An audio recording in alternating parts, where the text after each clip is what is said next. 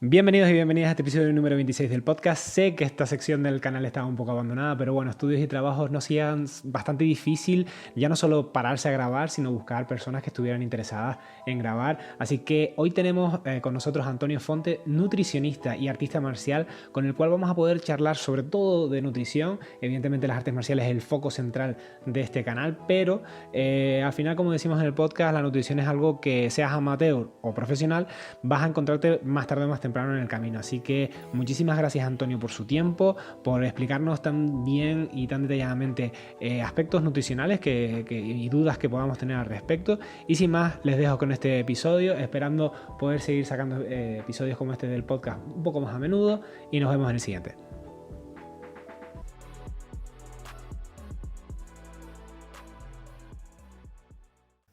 Buenas tardes, Antonio, ¿cómo estamos? Muy buena, Joshua, ¿qué tal?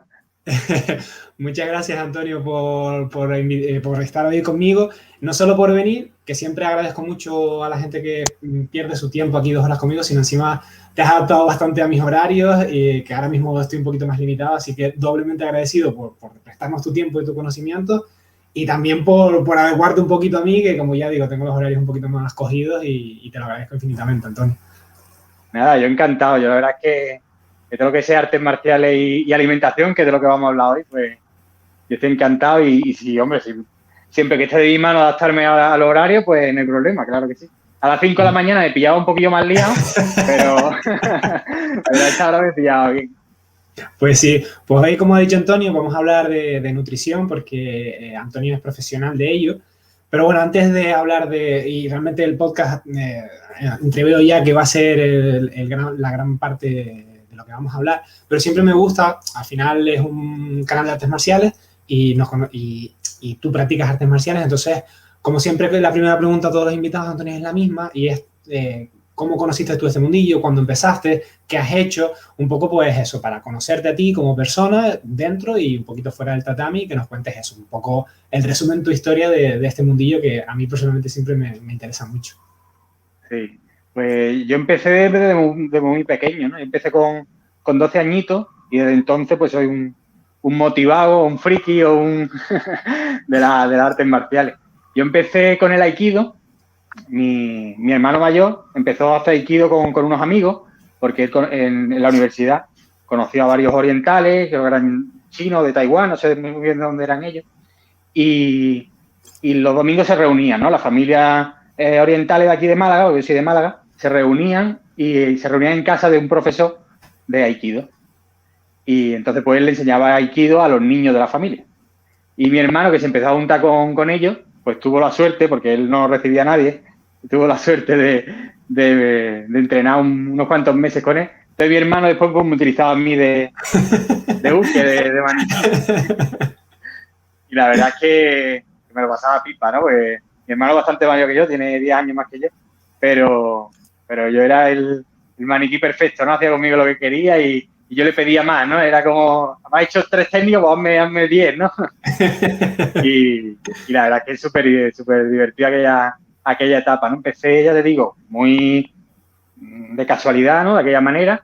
Mi hermano me la enseñaba a mí, yo se la enseñaba a mi amigo y así después, pues, íbamos deteriorando la técnica, porque la técnica empezaba muy bien, seguramente, pero poco a poco se iba empeorando.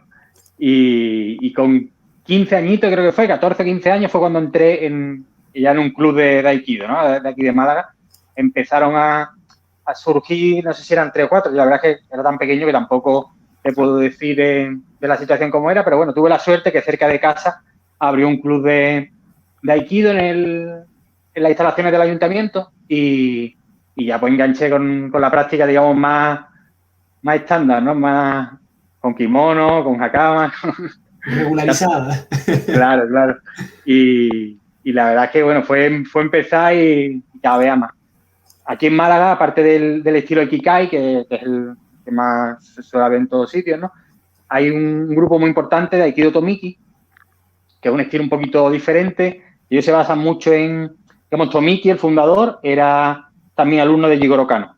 Entonces, en metodología es muy parecido también al judo, tiene una forma de combate, de competición, y tiene tiene un grupo así bastante fuerte aquí en Málaga, muy, muy didáctico, muy chulo, la verdad que está muy bien. Entonces yo empecé a practicar también con ellos. Yo llevaba el estilo Aikikai los martes y los jueves, lunes, miércoles y viernes, Tomiki, Aikido, o Shodokan Aikido, lo llamo.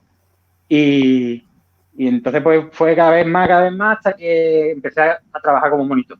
Con 17 añitos pasó unos temas en el club y me lo ofrecieron. De verdad que con 17 años pues era completamente inexperto en las materias de la vida, ¿no?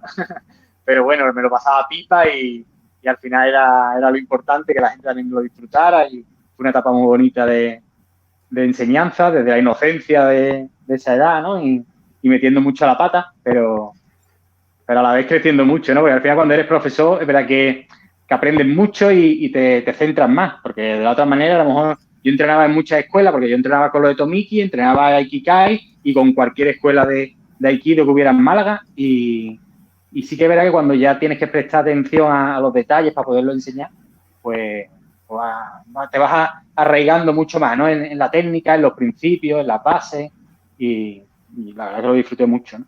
Con 18 añitos, cuando terminé el bachillerato, yo ya era friki total, ya era Aiki por, por todos lados, ¿no? Y me fui a Francia. Primero hice un viaje a Barcelona. Desde Barcelona fui a un curso de Sao Tome Sensei. Yo había leído varios libros de Sao Tome, 2 libros que eran los que por aquel entonces había por aquí, algunos vídeos que eran difíciles de conseguir en VHS. Y fui a Le Vigan, que es un pueblecito al sur de Francia, y ahí tuve un curso de Sao Tome, la verdad que me lo pasé en grande. Yo había estado en cursos muy grandes aquí en Málaga, bueno, aquí en España, en la península, de Endo Sensei, que viene aquí mucho a Granada, y son cursos muy importantes, con Sao Tome Sensei, traíamos también a un alumno de Steven Seagal, a Reynosa, Larry Reynosa, y también eran cursos bastante grandes.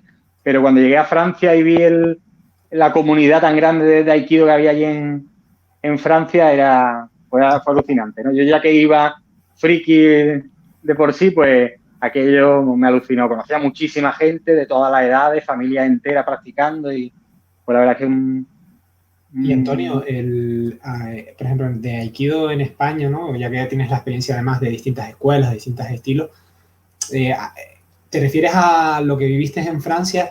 ¿Qué veías una diferencia más a nivel de técnica o a nivel de comunidad, de relaciones interpersonales, ¿no? Porque a lo mejor, por lo que te estoy entendiendo, no solo iba la diferencia en el aspecto técnico, a lo mejor entrenaban el doble que aquí en España, sino que a lo mejor también había algo un poco más que no sabemos describir, algunas conexiones más. No sé si también va por ahí la diferencia que intentas explicarnos.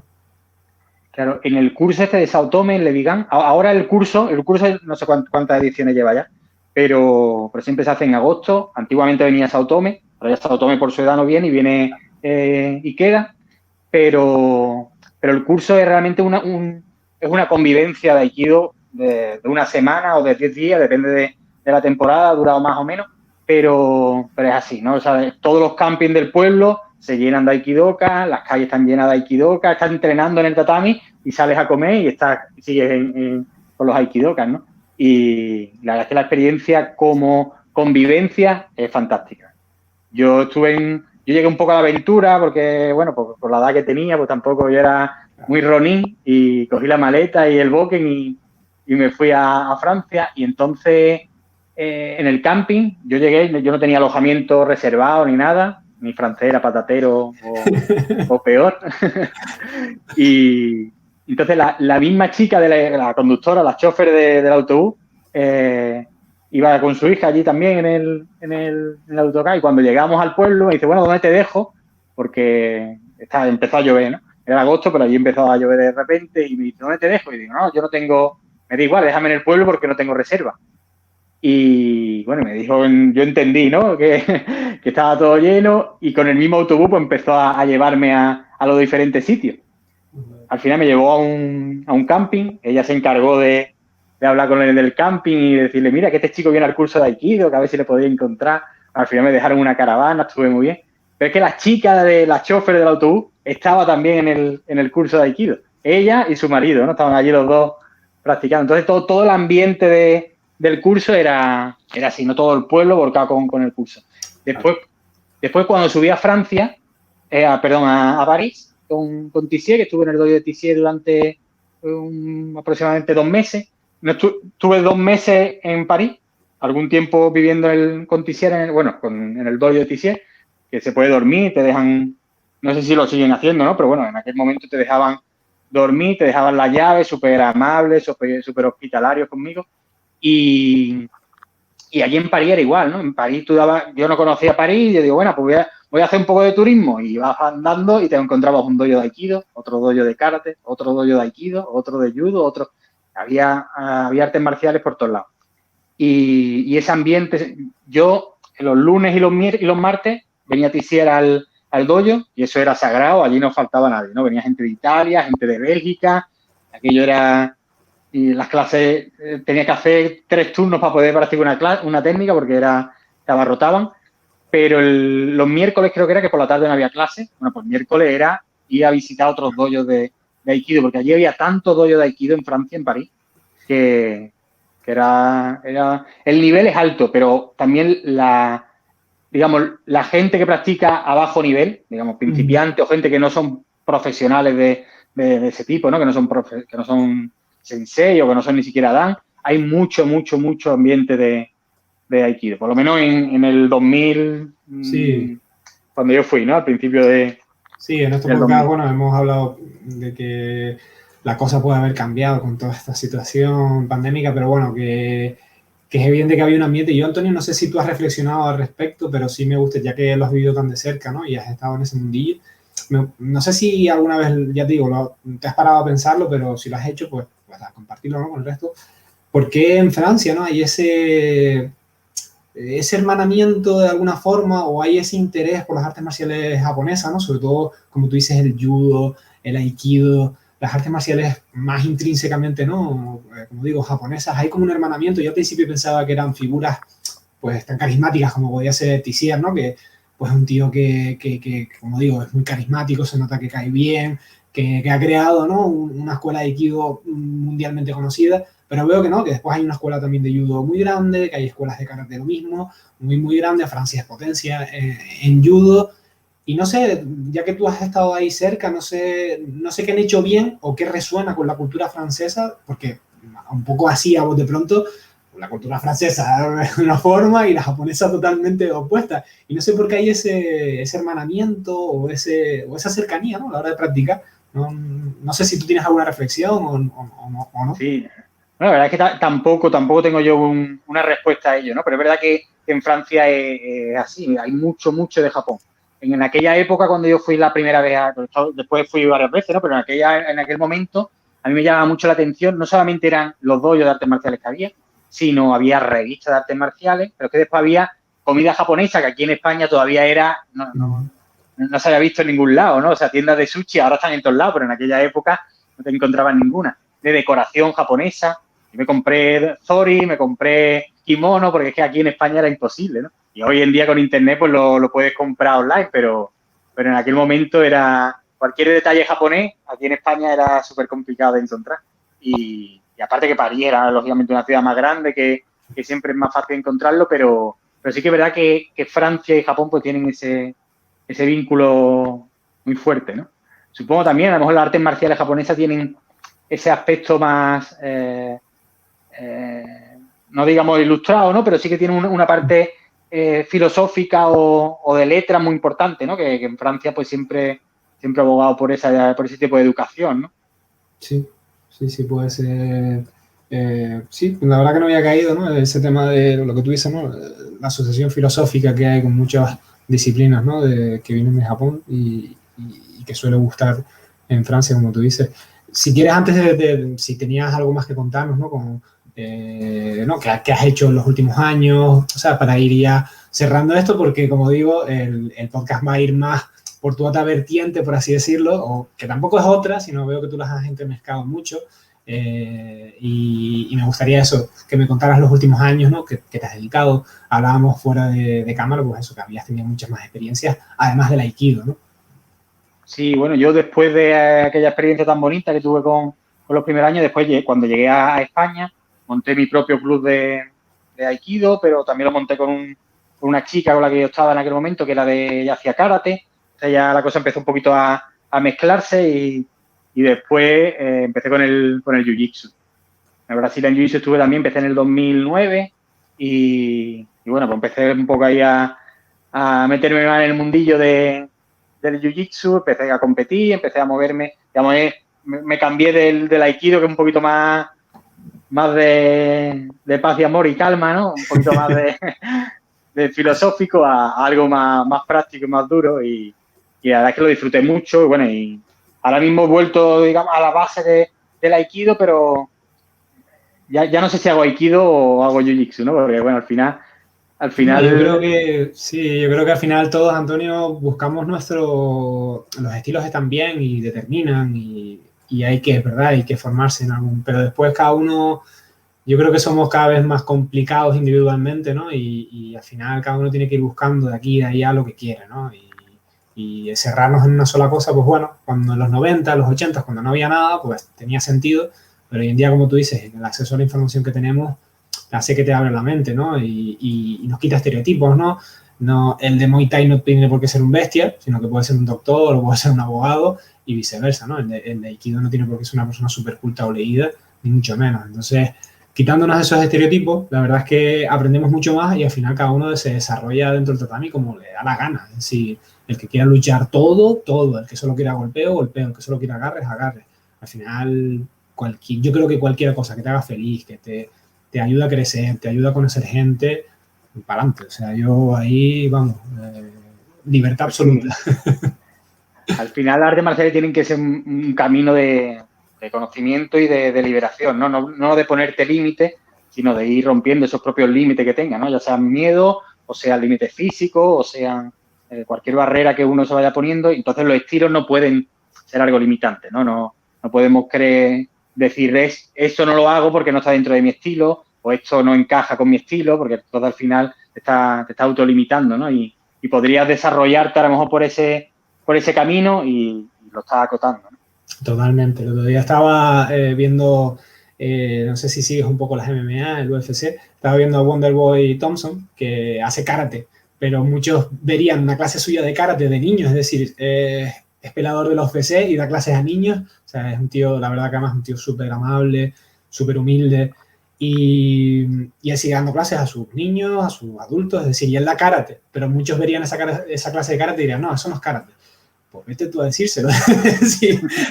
Es cinturón negro de karate y es verdad que a lo mejor enseña un morotegari o un derribo, pero bueno, es su estilo de karate, ¿no? Es decir, al final nadie le quita que es el luchador de la UFC y al final quieras que no, se entremezclan las cosas y es que es normal, ¿no? Tampoco... Antonio, ahora te iba a preguntar, antes de un poco hablar sobre determinadas cosas de nutrición, que es un tema, ya digo, súper complejo. Vamos a ver si le podemos hacer justicia un poquito en el podcast. Me gustaría, pues, primero que nos comentara tus estudios y demás, no solo ya para que el espectador sepa, ¿no? que tú tienes unos conocimientos fundados en unos estudios, sino también por lo que hablamos fuera de cámara, ¿no? Que al final hay gente joven que a lo mejor de repente dice, oye, y esto es un estudio, esto es un grado, esto es formación, esto lo puedo estudiar yo, ¿no? Es decir, la educación va evolucionando y hay grados y hay formaciones profesionales que hace 20 años no existían y que muchas veces desconocemos, como puedan ser los estudios en alimentación o nutrición que tienes tú y que pueden ser muy interesantes para cualquier persona que nos esté escuchando. Claro, sí. Yo, mi grado, el grado que he estudiado se llama grado de Ciencia y Tecnología de los Alimentos. Es un grado que realmente lo que trabaja, al decir Ciencia y Tecnología de los Alimentos, pues engloba toda la alimentación, ¿no? Engloba desde la producción, desde la calidad de alimentos, seguridad alimentaria, engloba... Hay un término que se utiliza mucho ahora en alimentación, que sería llevar el producto desde la granja a la mesa, ¿no? Entonces, pues en todo eso apartado, desde que se produce el alimento hasta que se transporta, se produce, digamos, no me sale la palabra, ¿no? Se manipula, cualquier proceso que tenga ese alimento de producción, esa era la palabra, ¿no? Y eso lo hace un tecnólogo alimentario. Siempre hay un tecnólogo alimentario detrás, pues vigilando cualquiera de los pasos. Es una carrera un poco compleja de explicar, puesto que tiene microbiología, tiene biología, tiene física, tiene química, tiene historia por el tema de gastronomía, de filosofía de la alimentación. Tiene un tema muy engorroso, ¿no? Un poco de ver en qué se trata, porque al final trata de alimento en general. No solamente de nutrición, o no solamente de gastronomía, no solamente de calidad alimentaria. Creo que es una carrera muy amplia y la verdad es que es muy bonita, porque al que le gusta la alimentación, pues lo vas a ver todo, vas a ver desde producción de alimentos vegetales, alimentos animales, vas a ver calidad de los alimentos, vas a ver procesos de producción, vas a ver lo que te interese, ahí lo vas a tener, ¿no? Genial. Un poco la producción de nuevos productos, por ejemplo, pues es algo también muy bonito, ¿no? De elaborar, ahora que con el tema de nutrición deportiva, pues las empresas de suplementación cada vez se vuelcan más, digamos, antiguamente solamente vendían pues proteínas, creatina, algunos productos, pero ahora sí que está abriendo mucho más el abanico hacia nuevos productos alimentarios, pues que por las características que puedan tener, pues son idóneas para el público deportivo, ya sea por temas estéticos, por temas de rendimiento y toda esa nueva producción de alimentos, digamos, funcionales, pues tecnología de los alimentos es la base de todo ello, ¿no? Sí, Antonio, una de las cosas que más me gustó cuando hablamos en privado por teléfono fue un poco la visión que tú tienes de la alimentación y los deportes de contacto. Me pareció una visión que comparto bastante y que me gustaría que nos expusieras, igual que hiciste un poco conmigo, porque me parece que tienes una visión conjunta del mundillo nuestro, ¿no? Del que un poco atañe este canal, y del mundo tuyo, personal, profesional, que es de la nutrición, pero que al final cualquier persona que se dedica a hacer deportes de contacto o artes marciales, al final la alimentación es algo que te cruzas en el camino. Incluso aunque seas amateur toda tu vida, va a llegar un momento en el que tienes una necesidad de aprender nutrición, porque la nutrición es el combustible que te hace rendir bien en el tatami, o en el ring, o en el octógono, donde cada uno entrene, pero también te afecta al día a día, porque es verdad que si entrenamos 5 horas a la semana, después en el instituto, en la universidad, en el trabajo, vas a estar más cansado, entonces necesitas unos buenos alimentos, necesitas otra vez con el símil, un buen combustible, ¿no? Entonces, como digo, la nutrición, seas deportista amateur o ya profesional, ahí ya pues es evidente que es 100% importante, pero incluso siendo amateur es algo que más tarde o más temprano choca, o por así decirlo, te fuerzan a conocer. Y tu visión a mí me gustaba mucho y me gustaría eso, que simplemente nos hicieras lo que me explicaste a mí, ¿no? Lo que entiendes tú por la nutrición y los deportes de contacto. Sí, bueno, a mí me gusta diferenciar en 3 clases de practicantes, ¿no?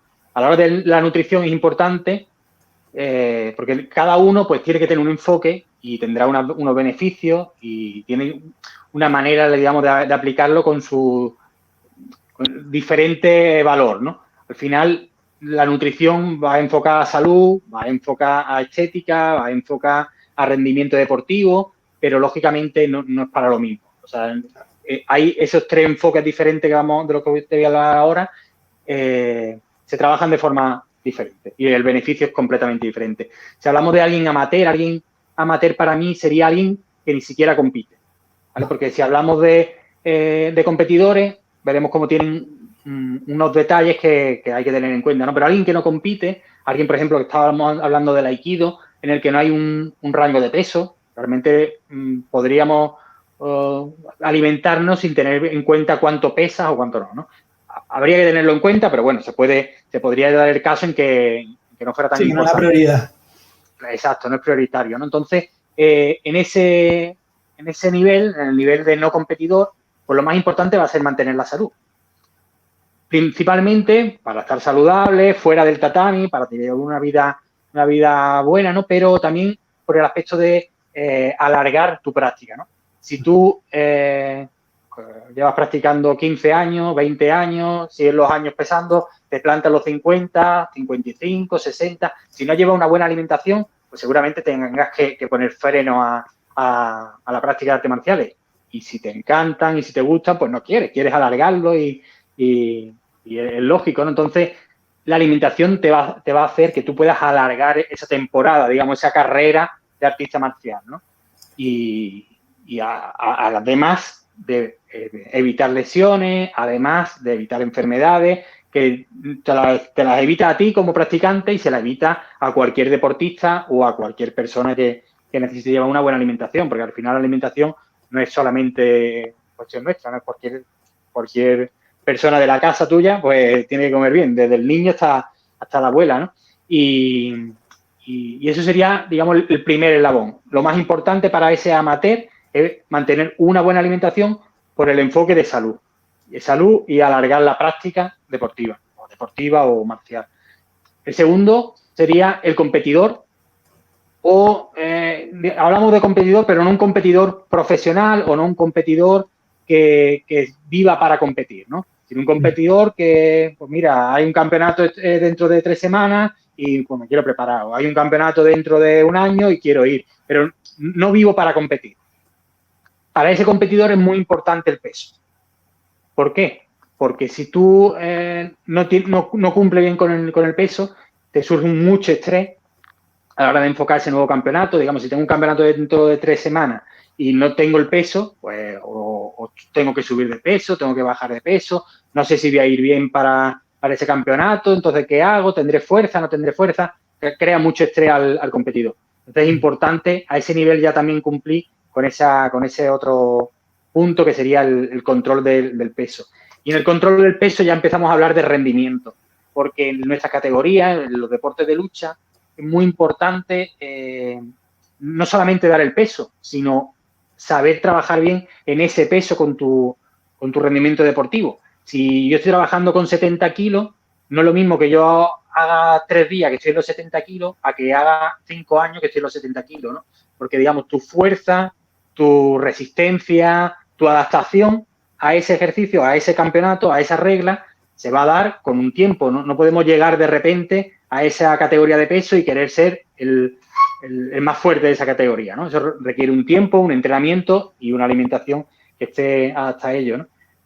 Y daríamos un salto para esos competidores que realmente se dedican a ello. Ya puede ser porque hayas ganado 5 campeonatos y ya sepas que te tienes que ir a por el sexto, o porque seas profesional realmente, que tenga sponsor o que tenga, no sé, te ganas una beca, que también, pues, con el tema del judo, ¿no? Que son deportes que van becados, pues, esa persona, la suplementación deportiva toma un punto súper importante.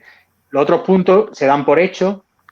Tienes que comer saludable para evitar lesiones, tienes que controlar el peso para hacerte fuerte en tu categoría, pero además la suplementación toma mucha importancia. El tema de la creatina, el tema de la cafeína. Cuando hablamos de suplementación, realmente, bueno, ahí hay un poco de lío, ¿no? Porque, claro, cuando hablamos de suplementación es que estás suplementando tu dieta, ¿no? Realmente en deporte hay que hablar de ayuda ergogénica, que serían cosas que te ayudan a rendir más, ¿vale? No, la proteína como tal, que se habla mucho, pues normalmente la proteína se puede tomar como ayuda ergogénica si lo tomas en un timing determinado, ¿no? Pero normalmente se toma como suplemento a la dieta. Si en tu dieta normal no tomas suficientemente proteína, no tomas carne, no tomas pescado suficiente, no tomas los lácteos, la proteína de donde venga, pues la tienes que suplementar. Pero hay productos como la cafeína, como la creatina, y hay otros que también se pueden tomar, que van directamente enfocados a maximizar el rendimiento. Para nuestras actividades, pues hay una manera de tomarla, ¿no? Y eso es muy importante, pues conocerla, entrenar esa toma, encontrar las sensaciones. Y eso a ese nivel de élite es fundamental. No creo que exista alguien de élite que ya no se preocupe por la alimentación. Y si no la lleva muy bien ajustada, pues directamente estás perdiendo puestos, ¿no? Estás perdiendo campeonatos. Totalmente, Antonio. Yo ya digo, como tú dices, al final el profesional tiene que tirar de todo y la alimentación es uno de los pilares, ¿no? En los que se basa, ¿no?, el deporte de élite. Pero sí me gustaría diseccionar parte de lo que has dicho, ¿no? Porque me parece muy, muy interesante. Hay varias preguntas que te voy a hacer un poquito más en profundidad. Y la primera va a ser lo que estabas comentando ahora mismo, ¿no? El tema de la suplementación. Me gustaría que nos explicaras un poco, sobre todo, como tú dices, para aquellas personas más en ese rango intermedio, ¿no? Entre el profesional que se gana la vida con ello, ya sea, como tú dices, por becas, por ayudas de cabildos, ayuntamientos, etcétera, etcétera, etcétera, que sí que tiene una carrera profesional más corta, más larga, pero que sí que se dedica una temporada de su vida a ello. Y la persona que no hace nada, solo practica por ocio, por deporte y salud. La persona que está justo en el medio, la persona que sí se lo toma muy en serio, que tiene su trabajo o sus estudios, no gana dinero con esto, además, normalmente perdemos dinero con esto, Ahí pero estamos sí la mayoría. exacto, ahí estamos, en ese rango, yo creo que es que estamos, lo que tú has dicho, una gran parte de la población que nos lo tomamos un poquito en serio, pero no somos profesionales. Y ahí en ese rango se generan muchas dudas, ¿no? Es decir, nos tenemos que suplementar, no nos tenemos que suplementar, depende, como todo en esta vida, de caso a caso. Me imagino que esa será la respuesta, pero bueno, un poco entrando, sin poder entrar a lo que sería ideal, que es que contraten a un profesional como Antonio para que al final los guíe en esa nutrición, al igual que vamos al fisio, yo creo que es muy importante, y también un nutricionista que nos dé unas pautas, pero bueno, obviando que ir a un profesional siempre es la opción correcta, porque cada individuo es distinto, pero un poco en ese macro decir, oye, ¿la suplementación qué? Porque te digo yo de Antonio, para que me tengas a mí, por ejemplo, de ejemplo, Sí. para que la redundancia, yo no tomo suplementación más allá del café, que me tomo 3 días a la semana, intento no tomarlo todos los días, porque me encanta el café, entonces Bueno, entonces, habrá que ver si te estás suplementando con café o no, depende de cuánto café. nada, 1, y cuando el día es muy complicado en la oficina, 2. Entonces, ¿qué tendríamos que hacer? ¿No? Decir, ya digo, sé que es una pregunta demasiado genérica y demasiado abstracta, pero bueno, unas pautas generales. Sí, claro, realmente en ese, lo que hemos dicho, en ese nivel medio, ¿no? En el competidor, yo lo llamo así, competidor no élite, pero realmente ahí puede entrar, el margen es muy grande, ¿no? Un profesional que se dedica a la enseñanza o alguien que no se dedica a la enseñanza, o sea, como en tu caso, ¿no? Que lleva el club de artes marciales, o alguien que simplemente quiera mejorar mucho, la suplementación le puede beneficiar. Pero claro, para ello primero tiene que tener una buena base alimentaria. O sea, el plan alimentario tiene que ser la base. Y la suplementación está en la punta de ese plan alimentario. La suplementación no puede ser lo primero. Si no sé cuántas calorías estoy consumiendo, si no sé cómo organizo macronutrientes, no sé los micronutrientes si alcanzo las necesidades o no. Si no cuido todo lo demás, la suplementación no me sirve. Aún así, sí que es verdad que teniendo vamos a pensar que ya tenemos esa base, ¿no? De macro, de micronutrientes, las calorías, las tengo que controlar. Hay principalmente dos, las que nombraba antes, ¿no? La creatina y la cafeína, que nos pueden ayudar mucho en nuestro entrenamiento. La creatina, los beneficios que tiene realmente son como recuperadores. Cuando tú haces un entrenamiento, normalmente se hacen entrenamientos, lo podemos dividir por intensidad. En las artes marciales se trabajan las 3 vías energéticas, trabajamos lo de los fosfatos, la glucolítica y la oxidativa, ¿no? Entonces es muy complicado. En una misma sesión encontramos diferentes vías. Lo más sencillo, digamos, que para organizarnos sería por intensidad. Tiene que haber sesiones más intensas, sesiones menos intensas, y eso pues se puede marcar por porcentaje. Aparte de los estudios con ciencia y tecnología de los alimentos, yo soy también técnico superior en actividades físicas deportivas. Entonces, a lo mejor me ve muchas veces que mezclo conceptos deportivos, ¿no? Pero creo que también son importantes a la hora de trabajar bien con la suplementación o incluso con el tema nutricional. Hay que tener primero un programa de entrenamiento para poder tener un plan nutricional adaptado a ese programa de entrenamiento, y así se va haciendo bien el trabajo, ¿no? Si no sé cómo entreno, tampoco puedo saber cómo me tengo que nutrir. Si no sé cuánta intensidad estoy metiendo en mi entrenamiento, es difícil acoplar ese plan nutricional. Pero bueno, no nos vamos a poner muy técnico, pero sí que es importante eso, ¿no? Conocer bien esas bases, tanto de entrenamiento como nutricionales, para llegar al final a lo que sería la suplementación. Cuando hablamos de la creatina, decíamos que era para recuperarnos de los entrenamientos. Lógicamente, esa recuperación tiene que ser de un entrenamiento adecuado. Si es un entrenamiento demasiado suave, pues no tendría sentido la suplementación, ¿no? Pero si hablamos ya de un entrenamiento de alta exigencia, por encima de un 80%, podemos suplementarnos con esa creatina. La creatina, a nivel muscular, nos va a dar diferentes beneficios, ¿no? El primero sería que te recuperes antes de ese entrenamiento intenso que has provocado. Después que haya una mejor adaptación a las nuevas capacidades que estás consiguiendo. Hay cierta retención de líquido, pero bueno, en nuestro deporte, a nivel de entrenamiento fuera de la temporada justo de competición, que sí que podemos jugar un poco más con esos líquidos, ¿no? Pero durante el entrenamiento pues no nos tienen por qué importar mucho. Y realmente como sustancia para recuperar es la más estudiada y la más adecuada. Realmente siempre hay que tomarlo por peso, no es lo mismo que peses 80 kilos, que peses 60 kilos o 50 kilos, ¿no? Y entonces que hay que ajustar bien esos gramos, y la creatina monohidratada es la que más se suele utilizar, ¿no?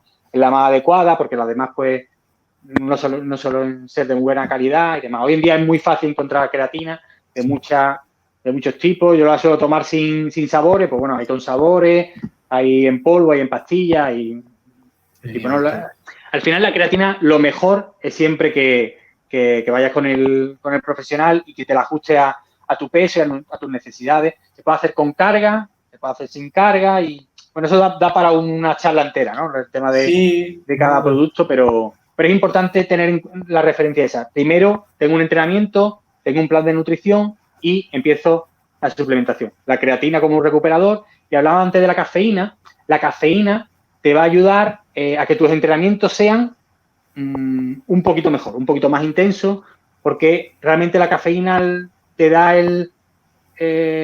menos sensación de esfuerzo. Pues, digamos, si habláramos de peso, ¿no? Estamos levantando un entrenamiento de peso. Si tú puedes levantar 100 kilos y te cuesta, y levantar los 100 kilos te cuesta un 90%, pues con esa cafeína te va a costar un poquito menos. No lo vamos a bajar mucho, pero la sensación puede ser de un 85%. Por lo tanto, o cargas más kilos o la sensación de esfuerzo es menor. Por lo tanto, puedes aumentar el volumen de entrenamiento, ¿no? Puedes hacer más series o más repeticiones, dependiendo de cómo se organice ese entrenamiento. En las artes marciales, pues te puede dar también ese foco de concentración que da la cafeína, ¿no? Las artes marciales tienen esa característica, que no es un deporte meramente físico. Si compitiéramos en halterofilia, bueno, todos los deportes tienen parte mental, ¿no? Pero es verdad que hay deportes que una carrera de 100 metros, pues mucho más físico que mental, ¿no? Aunque necesite un foco, aunque necesite una concentración, una motivación previa, pero es mucho más importante el físico. Las artes marciales, pues al principio es verdad que el físico tira mucho, pero conforme se van complicando más, es lo mental. Entonces, la cafeína te da ese foco mental también. La cafeína, el problema que tiene son las adaptaciones, que al final se requieren unas cantidades y poco a poco van aumentando, entonces hay que hacer descarga y hay que controlar mucho las cantidades. Como te decía antes, el café, normalmente decimos, ¿tomo cafeína? Sí, me tomo un café. Las cantidades que son de ayuda ergogénica, que te ayudan a mejorar el rendimiento, son cantidades más altas que la que tiene un café. Quiero recordar que están en 0,3 de 3 a 6 miligramos por kilo de peso corporal, ¿no? Normalmente rondan como si fueran 3 cafés o como si fueran... Más o menos va por ahí, ¿no? Un café pues tiene unos 100, pues serían 300, entonces más o menos tendría que ser 3 cafés para entrenar, sería bastante más cantidad. Yo, de lo que me normalmente la encuentras ya en polvo o en cápsula también. Sí, de lo que me comentas, Antonio, me sale una reflexión y una pregunta. La reflexión a ver si lo he entendido y así a través de mí, pues ¿no? La gente que esté escuchando. Al final, no obsesionarse con el tema de la suplementación si no entiendes bien tu alimentación, si no entiendes bien las pautas de entrenamiento que tienes, ¿no? Es decir, que primero aprende a sentarte en la mesa, a comer saludable, de acuerdo con tu peso, de acuerdo con las exigencias de tu deporte, pues si tú entrenas 5 veces a la semana, como digo, 2 horas, a lo mejor tienes que aprender a comer un poquito más, y si entrenas 1 vez a la semana o 2, pues tienes que aprender a comer un poquito menos porque el gasto calórico, pues no puedes entrar en un superávit entrenando muy poquito, ¿no? Y entonces que aprendamos más a sentarnos en la mesa bien, a comer de acuerdo a nuestras necesidades, a nuestra edad, y ya después, una vez tengamos eso controlado, no solo con nosotros mismos, sino con la ayuda de profesionales siempre, Ya después podríamos entrar en ese siguiente nivel, que es un poquito más complicado, que es el de la suplementación, ¿no? Es decir, no sé si es más o menos correcto lo que estoy diciendo. Si le quieres sacar provecho a la suplementación, tiene que ser así. Podríamos empezar, mira, yo como mal, como lo que pille hoy, lo que haya. Si un día como fuera de casa, pues como la tapa que pille a juego, tomo refresco, y ahora para el entrenamiento me suplemento con cafeína. Y voy y hace un entrenamiento muy bueno, pero después de ese entrenamiento bueno, que la cafeína te habrá ayudado seguramente a que des más de lo que tú ibas a dar sin ella, pero después no tienes los nutrientes para beneficiarte de ese entrenamiento que has hecho. Nosotros entrenamos, estimulamos el cuerpo para que después en la recuperación haya ese beneficio, ¿no? Si no tenemos los nutrientes necesarios, ¿para qué he gastado el tiempo, el dinero y incluso he podido jugar a que tenga una lesión? Porque a lo mejor con esa cafeína he ido más allá de lo que estaba preparado, porque tampoco he controlado el plan de entrenamiento, ¿no? Entonces, es importante empezar eso desde las bases, ¿no? Hay una pirámide en la nutrición que se habla mucho, la pirámide de Held, que es la pirámide de prioridades. La prioridad es la adherencia y ahí es donde empieza, digamos, el juego. Cuando hay muchos planes nutricionales que no son necesariamente perfectos, pero si tienen una buena adherencia, a la larga, si tienen más o menos, si van enfocados, ¿no? Si es horrible, no, ¿eh? Pero si más o menos va bien equilibrado, a la larga causa ese beneficio, causa una mejora, ¿no? Entonces, la adherencia es fundamental. Y para nosotros que practicamos artes marciales, lo deberíamos de ver como una parte más de ese entrenamiento, ¿no? O sea, como practicante de artes marciales tengo que tener una adherencia a buena alimentación. La buena alimentación, pues habría que ver cómo se adapta esa buena alimentación y esa adherencia a tu personalidad, a tu manera de ver, bueno, la manera también de vivir, porque si trabajas, si estudias, si comes en casa de tus padres, si tú te preparas la comida, varía mucho, ¿no? Pero en esa pirámide tenemos que empezar por eso, por la adherencia. Y después ya empiezan las calorías, van los macronutrientes, los micronutrientes, y ahí no quiero ahondar mucho, ¿no? Porque verá que se puede convertir la conversación un poco llena de tecnicismo, pero un poco tenemos que aprender ahí, ¿no? Primero, tener una buena base de comida saludable y después vas ahondando en cantidades, que hablábamos antes, ¿no? Las cantidades serían las calorías. No importa si el plato es grande o es chico, porque yo puedo comer mucho brócoli o puedo comer un poquito de mayonesa, ¿no? Entonces, al final, lo importante, cuando se habla ya de ciencia, lo importante no es, digamos, los alimentos, sino los nutrientes que hay en esos alimentos. Entonces, las cantidades pues varían mucho. De hecho, hay quien come muy poquito, pero come con muchas calorías, alimentos muy densos, entonces se pasa mucho de calorías, come por encima de las calorías que necesita. O puedes comer muy poquito y comer realmente pocas calorías, ¿no? Como pasa en personas con trastorno de la alimentación, ¿no? Que comen poquito y además con pocas calorías y van perdiendo peso. Después, en las artes marciales tenemos un ejemplo muy claro de lo que es una buena alimentación. Lo que pasa es que a lo mejor no es tan conocida, pero yo creo que todo el mundo tiene esa idea del maestro de karate con 80 años, con 90 años y que el tío está súper en forma y tú lo ves y dices, madre mía, por favor, firmo ya porque yo quiero estar como el sensei, ¿no? Y realmente en las artes marciales y la buena alimentación siempre han estado unidas.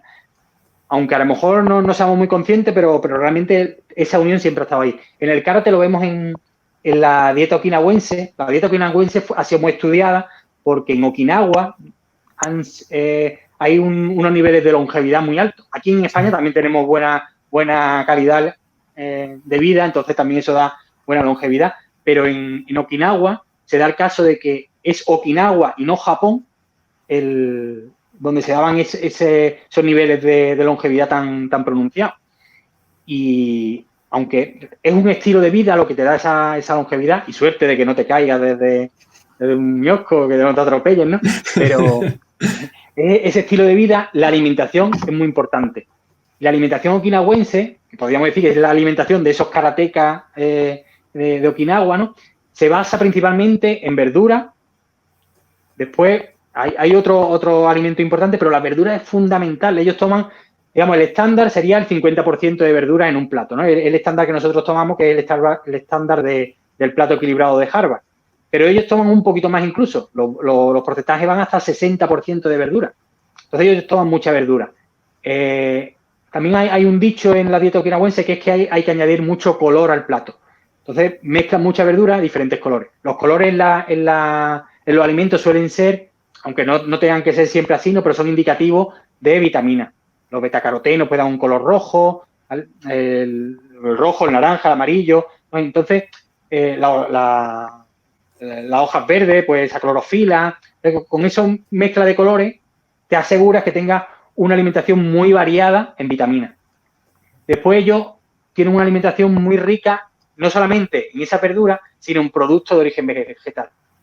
La soja, la patata, el arroz, ¿vale? Ellos complementan esos platos con eso. Ellos tienen un tubérculo, una batata, que es la batata morada de Okinawa, que es muy rica en antioxidantes también. Y entonces, digamos que tienen no es una dieta vegetariana, porque ellos sí que añaden productos de origen, sobre todo del mar, lo que es pescado, marisco, incluso toman carne blanca, creo que era carne de cerdo, pero no en tanta cantidad como se suele dar aquí en Occidente o en el resto de Japón, ¿no? Sí, sí. Entonces, esa dieta es muy, muy saludable y es 100%, digamos, del budo, del arte marcial japonés, ¿no? Que nos da. Ellos tienen también el Hara Hachibu, creo recordar que se llama, el concepto de que no llegas a comer hasta saciarte, ¿no? Eso también se ha visto fuera de la dieta okinawense, en estudios científicos se ha visto que el no estar siempre en superávit calórico o no llegar a esas calorías tan altas también ayudan a la longevidad. Hay otros estudios hechos en animales, sobre todo en un estudio muy famoso que salió hace unos 5 o 6 años, sobre unos monos, que se veía la diferencia, ¿no? Unos monos que habían llevado un tipo de alimentación y otros monos que habían llevado una alimentación con un déficit calórico o con unas calorías mucho más bajas que la otra, ¿no? Y unos parecían prácticamente monitos jóvenes y los otros estaban súper deteriorados, ¿no? Y eso pasa mucho con la alimentación en general. Ahora se habla mucho del ayuno también, que el ayuno en algunas culturas pues ayuda a que esa restricción calórica pues se dé de forma más natural, ¿no? Pues la dieta okinawense se da eso, con el Hara Hachibu, pues se da esa, digamos, la idea es no comer hasta estar totalmente saciado. Ellos ponen según los estudios, pues hay un baremo, pero bueno, tampoco es tan importante el 80-20, ¿no? No hace falta que sea 80% de estoy saciado, pero bueno, para que se da esa idea, ¿no? Que no sea que estés a reventar de comer, ¿no? Siempre un poquito más, que te quedes corto de comida, ¿no? Que no sea hasta reventar. Sí, y después ellos, es verdad que además de esa alimentación, lo compaginan. Hay tres cosas muy importantes que ellos tienen, que es la actividad física, las relaciones sociales y la calma. En la calma ellos también hablan de que comen muy calmado, que comen lento, que no hay prisa por comer. Entonces eso también sería importante con la alimentación. Pero los otros 2 puntos me gusta mucho porque cuando piensas en la alimentación de Okinawa, lo puedes ver directamente en un practicante de karate, ¿no? Porque en el dojo, al final, tiene esa vida social y tiene esa actividad física, ¿no? El karate, aunque cuando eres más joven, pues lo practiques de forma muy intensa y muy, muy fuerte, ¿no? Si practicas karate Shotokan o practicas estilo con posiciones muy bajas, pues lógicamente son duros, pero es verdad que lo puedes practicar con 80 años a tu nivel y esa actividad, pues, además de la coordinación y la agilidad que te da, ¿no? Pues te va a dar esa mejora en la salud, ¿no? Así que ya te digo que la alimentación saludable y artes marciales van de la mano. Hay otros ejemplos que a lo mejor no son tan saludables, pero sí que vamos un poco más enfocados a lo importante del rendimiento en las artes marciales basado en esa alimentación, y sería los luchadores de sumo, ¿no? Los luchadores de sumo, la mitad de su entrenamiento es llevar una alimentación muy, muy rígida, ¿no? Hay por ahí, no sé, yo he escuchado incluso 20.000 calorías, no son tantas, no pueden ser tantas porque si no serían gigantes o le explotaría el estómago, creo yo, ¿no? 20.000 no, pero sí que con el peso que ellos tienen, que suelen ser, no sé si entre 100 y 200 kilos, porque varían mucho, ¿no? Depende del luchador, pero claro, las 4.000 calorías, pues tranquilamente llegarán con su nivel de actividad a las 5.000 o incluso más en algún momento, ¿no? Pero aunque ellos tomen muchas calorías, la alimentación sigue siendo, digamos, si no tomáramos tantas calorías como ellos, sería una alimentación saludable. Para alguien que no entrena como ellos, que no hace bueno, para ellos tampoco es muy saludable porque va más enfocado al rendimiento, ¿no? Pero bueno, por el número de calorías, pero los alimentos son muy saludables. Ellos no toman alimentos procesados, normalmente no añaden demasiado azúcar en su alimentación, aunque eso le podría favorecer para llegar a esas calorías, pero ellos, los alimentos que toman, pues es carne, son verduras. Es verdad que ellos pues tiran, a diferencia de la dieta de Okinawa, ellos sí que tiran más sobre todo de cereales más procesados, ¿no? De lo que son de pasta de trigo, de pasta de arroz, pero bueno, sí que sigue siendo una alimentación muy saludable en calidad de producto. Pues ellos ya, tienen Dime, perdona, Joshua. No, te iba a decir que la relación, ¿no?, que estás haciendo, ¿no?, entre pues estilo de vida de Okinawa, ¿no?, donde surgió el karate con los sumos, que al final, bueno, nosotros aquí en Canarias tenemos la lucha canaria, que también, ya no tanto, pero predominan esos luchadores grandes, fuertes, ¿no?, sobre todo los puntales más grandotes, ¿no?, que son los luchadores más fuertes, ¿no?, más potentes. Pues aquí hay historias de leyenda. Exacto, aquí hay historias de leyenda de esos luchadores que comían, vamos, 3 o 4 pollos asados, 2 o 3 chuletas, es decir, comían, pues vamos, como nadie comía en la isla. Y es lo que tú dices, al final una cosa es el rendimiento deportivo, de que, oye, es un ring pequeño y el más pesado es más difícil sacarlo, en lo que es el deporte. Y después está, pero lo que tú has dicho, ¿no? Es decir, allí en Japón, a pesar de esas cantidades enormes, pues es una comida muy sana. Y las conclusiones que yo saco, que la verdad que yo, escuchándote, pues me reafirmo un poco en el estilo de vida que he ido llevando, es lo que tú dices, no saciarse. Creo que eso es muy importante, sobre todo cuando uno es joven que tiene yo he sido, toda mi vida he tenido mucha hambre. O sea, hay gente que tiene problemas para comer y yo lo contrario. Yo, de hecho, como sabes, siempre he necesitado mucha comida, a pesar de que a lo mejor me ven en persona y dicen, pero si tú eres un fisco. Pero como muchísimo. La gente no me cree, pero como muchísimo. Pero sí es verdad que pecas, ¿no? Decir, de esas digestiones pesadas.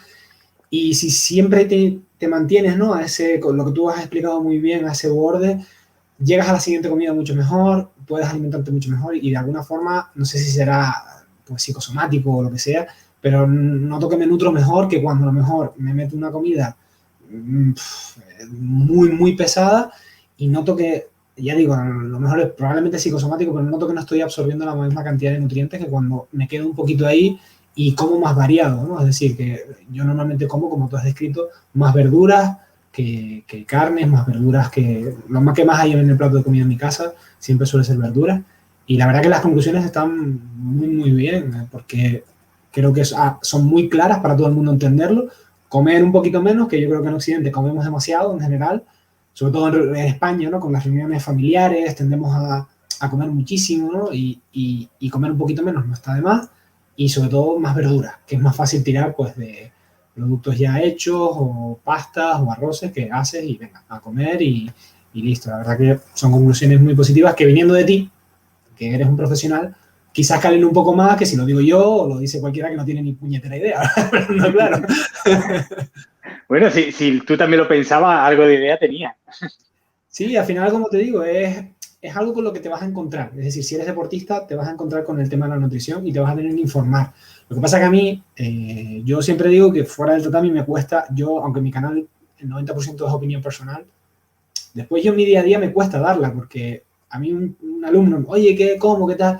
Y a mí me cuesta un montón porque digo, es que yo no soy profesional. Yo te puedo decir lo que me ha funcionado a mí, que con la edad he tenido que ir cambiando, ¿no? Porque no es lo mismo 20 años que 30 y ya vamos para los 40, pues habrá que cambiar cuando se lleguen a los 40. Pero es eso, al final es una opinión personal no basada en estudios, sino en la mera práctica de he hecho esto mal y ahora hago esto bien, o creo que lo hago bien. Pero cuando lo dice un profesional creo que tiene ese peso, ¿no? Es decir, yo puedo echar un cable, yo te puedo decir, pues mira, en vez de desayunar cereales procesados, desayuna una tostada con hummus que te hayas hecho tú y un poco de pollo. Y la gente se te queda como, pues tú estás loco, Joshua, o sea, ¿cómo te vas a comer eso por la mañana? Digo, pues cómetelo por la mañana y vas a ver cómo vas a estar toda la mañana estupendamente. Pero eso es una opinión... Sí, por tu experiencia, claro. Que no tiene un fundamento académico detrás, que realmente lo verifique, que es un poco... me alegro que tú lo hayas comentado porque me parece que da más impacto cuando un profesional dice las cosas claras, ¿no? Y dice, oye, tenemos que cambiar determinadas cosas en nuestra... Da mucho más que lo diga yo, que lo diga cualquier entrenador por ahí que no tenga tus estudios. Porque ya digo, es decir, al final tú tienes la validez que da no solo la práctica y la práctica profesional, sino los estudios, ¿no? Es decir, son dos cositas diferentes, muy, muy interesantes. Muchas gracias. Sí, yo creo realmente que la alimentación cada vez es más importante, ¿no? La gente le está dando más importancia en el día a día, pero a la vez también está creciendo la mala información y la mala alimentación. Durante mucho tiempo la nutrición la hemos dejado de parte prácticamente de la industria alimentaria. Los anuncios nos educaban a lo que teníamos que comer, ¿no? Y eran ellos los que creaban, digamos, esos informes y los que creaban esa cultura de hay que desayunar cereales o hay que comer esto, hay que comer lo otro. Entonces, sobre todo la gente de nuestra generación, ¿no, Antonio? Más o menos sí, 80, 90, nos cascaron con... Bueno, a nosotros y a nuestros padres que se veían presionados por toda esa publicidad, por toda esa información. Claro. Tómate el colacao y tómate los cereales y tómate la leche y tómate... Entonces, al final, te vuelves un poco... Ahora tienes que borrar toda esa mala información que tenías y ordenarla bien, ¿no? Pero sí que es verdad que las cosas están cambiando y que poco a poco hay más información.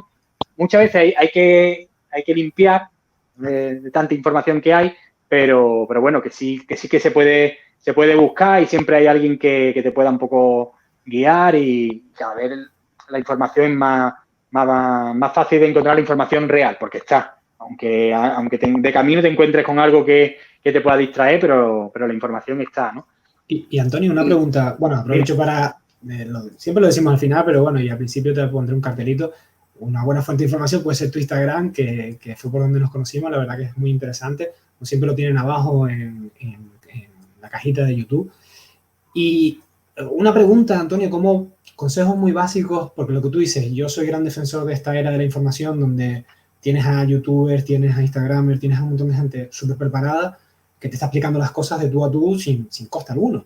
Pero claro, tienes la contrapartida que las que estábamos hablando de en todos los ámbitos académicos, en todos los ámbitos del mundo, pues mucha mala información, mucha gente, a lo mejor no por mala fe siempre, sino también por desconocimiento, o por querer generar un clic o generar movimientos en Internet.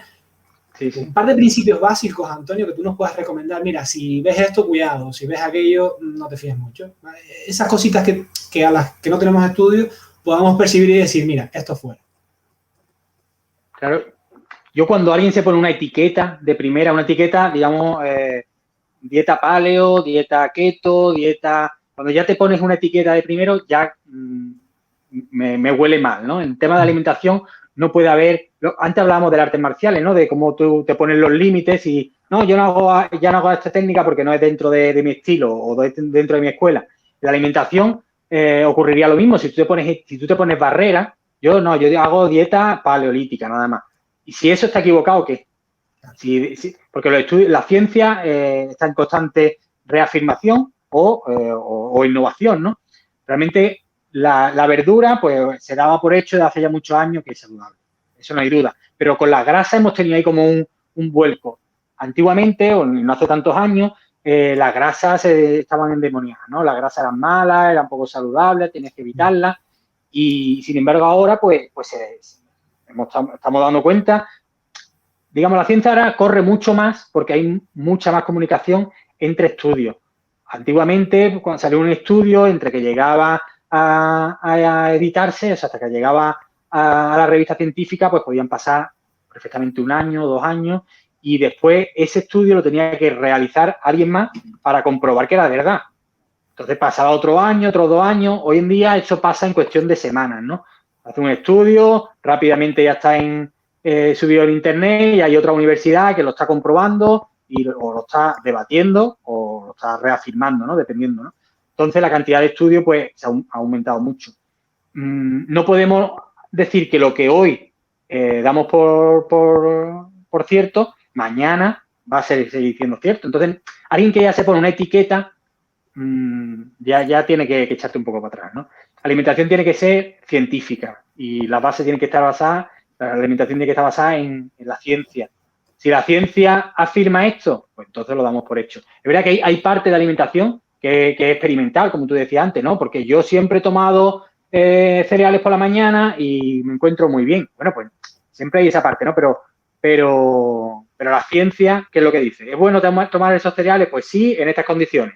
Perfecto. Pues no, por esto. Pues hay que aceptarlo, ¿no? Entonces, cuando en redes sociales veo keto, Manolito keto, bueno, pues entonces ya ahí ya me echa un poco para atrás.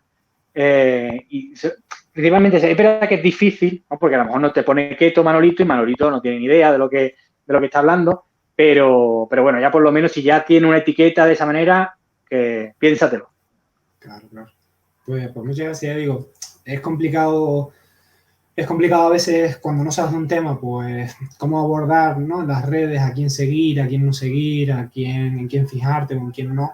Pero más allá del sentido común, ¿no? Porque hay veces que algo es tan evidentemente un pufo que hasta alguien que no sepa en este caso, la alimentación de lo que estamos hablando, pues puedes percibir que no hay, pero muchas veces es complicado. Es decir, al final lo que tú dices, la nutrición es un tema complejísimo a nivel científico porque involucra, como tú dijiste, tus estudios, tantos campos de la ciencia que es complicado. Es complicado, ¿no? Sí. Y muchas veces también queremos simplificarlo demasiado y en el simplificarlo es cuando se cometen muchos fallos, ¿no? A mí me pasa muchas veces con los compañeros, ¿no? Cuando intento explicarle algo y se lo intento explicar, intento simplificar y al final se crea un mapa mental que le faltan muchas cosas. Y claro, y al final, pues si él le cuenta eso a otra persona, al final a esa persona también le faltan y se va haciendo como el juego del teléfono, ¿no? Y empiezan a faltar muchos datos. La alimentación es complicada, pero bueno, hay que intentar llevarla de la manera más simple posible y... No, total, como decíamos en la parte al principio, ¿no? De la conversación, que estábamos hablando de suplementación y tal, yo reconozco que es una pregunta complicada de hacer porque sé que estaba siendo muy injusto contigo, ¿no? En el sentido de que estaba dando un problema prácticamente inabarcable, ¿no? Pero sí que me gustaron las reflexiones que al final llegamos, que son reflexiones relativamente sencillas de entender, ¿no? No comer hasta estar saciado del todo, añadir un poquito más de vegetales, sobre todo siendo occidentales que tendemos a pecar, de tirar de otros productos. Y al final es eso, ¿no? Es decir, empezar por donde podamos, ¿no? Es decir, los que no tenemos estudios, y ya poco a poco vamos aprendiendo, vamos metiéndonos más en faena y, como siempre digo y repito, acudir a profesionales como Antonio, igual que he dicho en otros podcasts con otros profesionales como pueden haber sido psicólogos o como pueden haber sido otros profesionales, ¿no? De fuera del mundillo. Esto es una buena introducción, es decir, de hecho, si ayudamos a alguien, genial, pero ya digo, si la nutrición realmente te está suponiendo un problema, ¿no? Es decir, oye, tienes problemas de subalimentación o de sobrealimentación y este podcast se te queda corto, es normal, ¿no? Es decir, ni Antonio ni yo vamos a poder solucionar problemas tan graves como puedan ser, pues eso, una anorexia, como pueden ser comer compulsivamente por ansiedad, y para eso están los profesionales, psicólogos por un lado, nutricionistas por otro, técnicos de la alimentación como Antonio, que nos van a ayudar. Es decir, si me duele la espalda, voy al fisio. Si tengo problemas para comer, voy a un nutricionista, voy a un técnico de nutrición. Y ese es un poco el mensaje siempre, acudir a profesionales. Antonio, ahora que estamos llegando a la mitad de la conversación, para que tú descanses un poco, que sé que son muchos temas técnicos de lo que te estoy preguntando, si tienes alguna pregunta para tú descansar un segundito y volver a ametrallarte con más preguntas. Yo sé, ¿tú has competido en judo alguna vez? Tú has practicado judo también, ¿verdad? De lo que he hecho en judo, no, porque accedí un poquito más adulto, y cuando me lo estaba pensando fue justo antes de la pandemia, que llevé a mis alumnos por primera vez a competir y los llevé a una competición de judo y a otra competición de jiu-jitsu, una competición de judo en Madrid y a otra de jiu-jitsu aquí en la isla vecina, en la otra isla grande, ¿no? En Gran Canaria.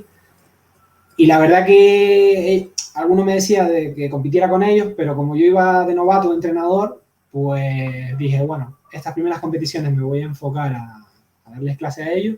Yo después he competido en taekwondo, en Brasil Jiu-Jitsu, he hecho otras cosillas, ¿no? Y judo precisamente ha sido lo único que no. Quizás porque eso, accedí ya pues más 20, sí, ahora tengo 34, 25, 26, no lo sé, estaba ya un poco más cansado quizás, pero y sobre todo esta época de la pandemia, yo no sé si es que como no hemos podido entrenar tengo más ganas, después cuando vuelvo a entrenar a lo mejor se me quitan, pero sí es una asignatura pendiente específicamente en judo, aunque sea judo veterano ahora, ¿no? Ya está a la altura, pero sí es una asignatura pendiente. Qué bonito, el judo veterano, la verdad es que eso hace unos años parecía imposible, pero hace poco también fue el campeonato, no sé si de España, de judo de veteranos, de karate veteranos, y es muy bonito, ¿no? Que al final las generaciones, digamos, de artistas marciales se vayan cada vez haciendo más, las Sí. competiciones se vayan alargando cada vez más, ¿no? Ya esas diferenciaciones por edades también. Y Sí, yo de hecho, donde yo fui a Japón en 2018 y donde vi personas más mayores, yo hice Kyudo, hice bastantes cosas allí. Donde vi el rango de edad más alto fue en judo. Y es verdad que entrenaban, de hecho, en judo mucho suelo, porque claro, ya de pie, derribar, estamos hablando de personas octogenarias. Y a mí me petó la cabeza, dije, porque ya es lo que tú comentabas, ¿no? De si vas cumpliendo una edad, cada vez el cuerpo se recupera más lento, cada vez te cuesta más, ¿no?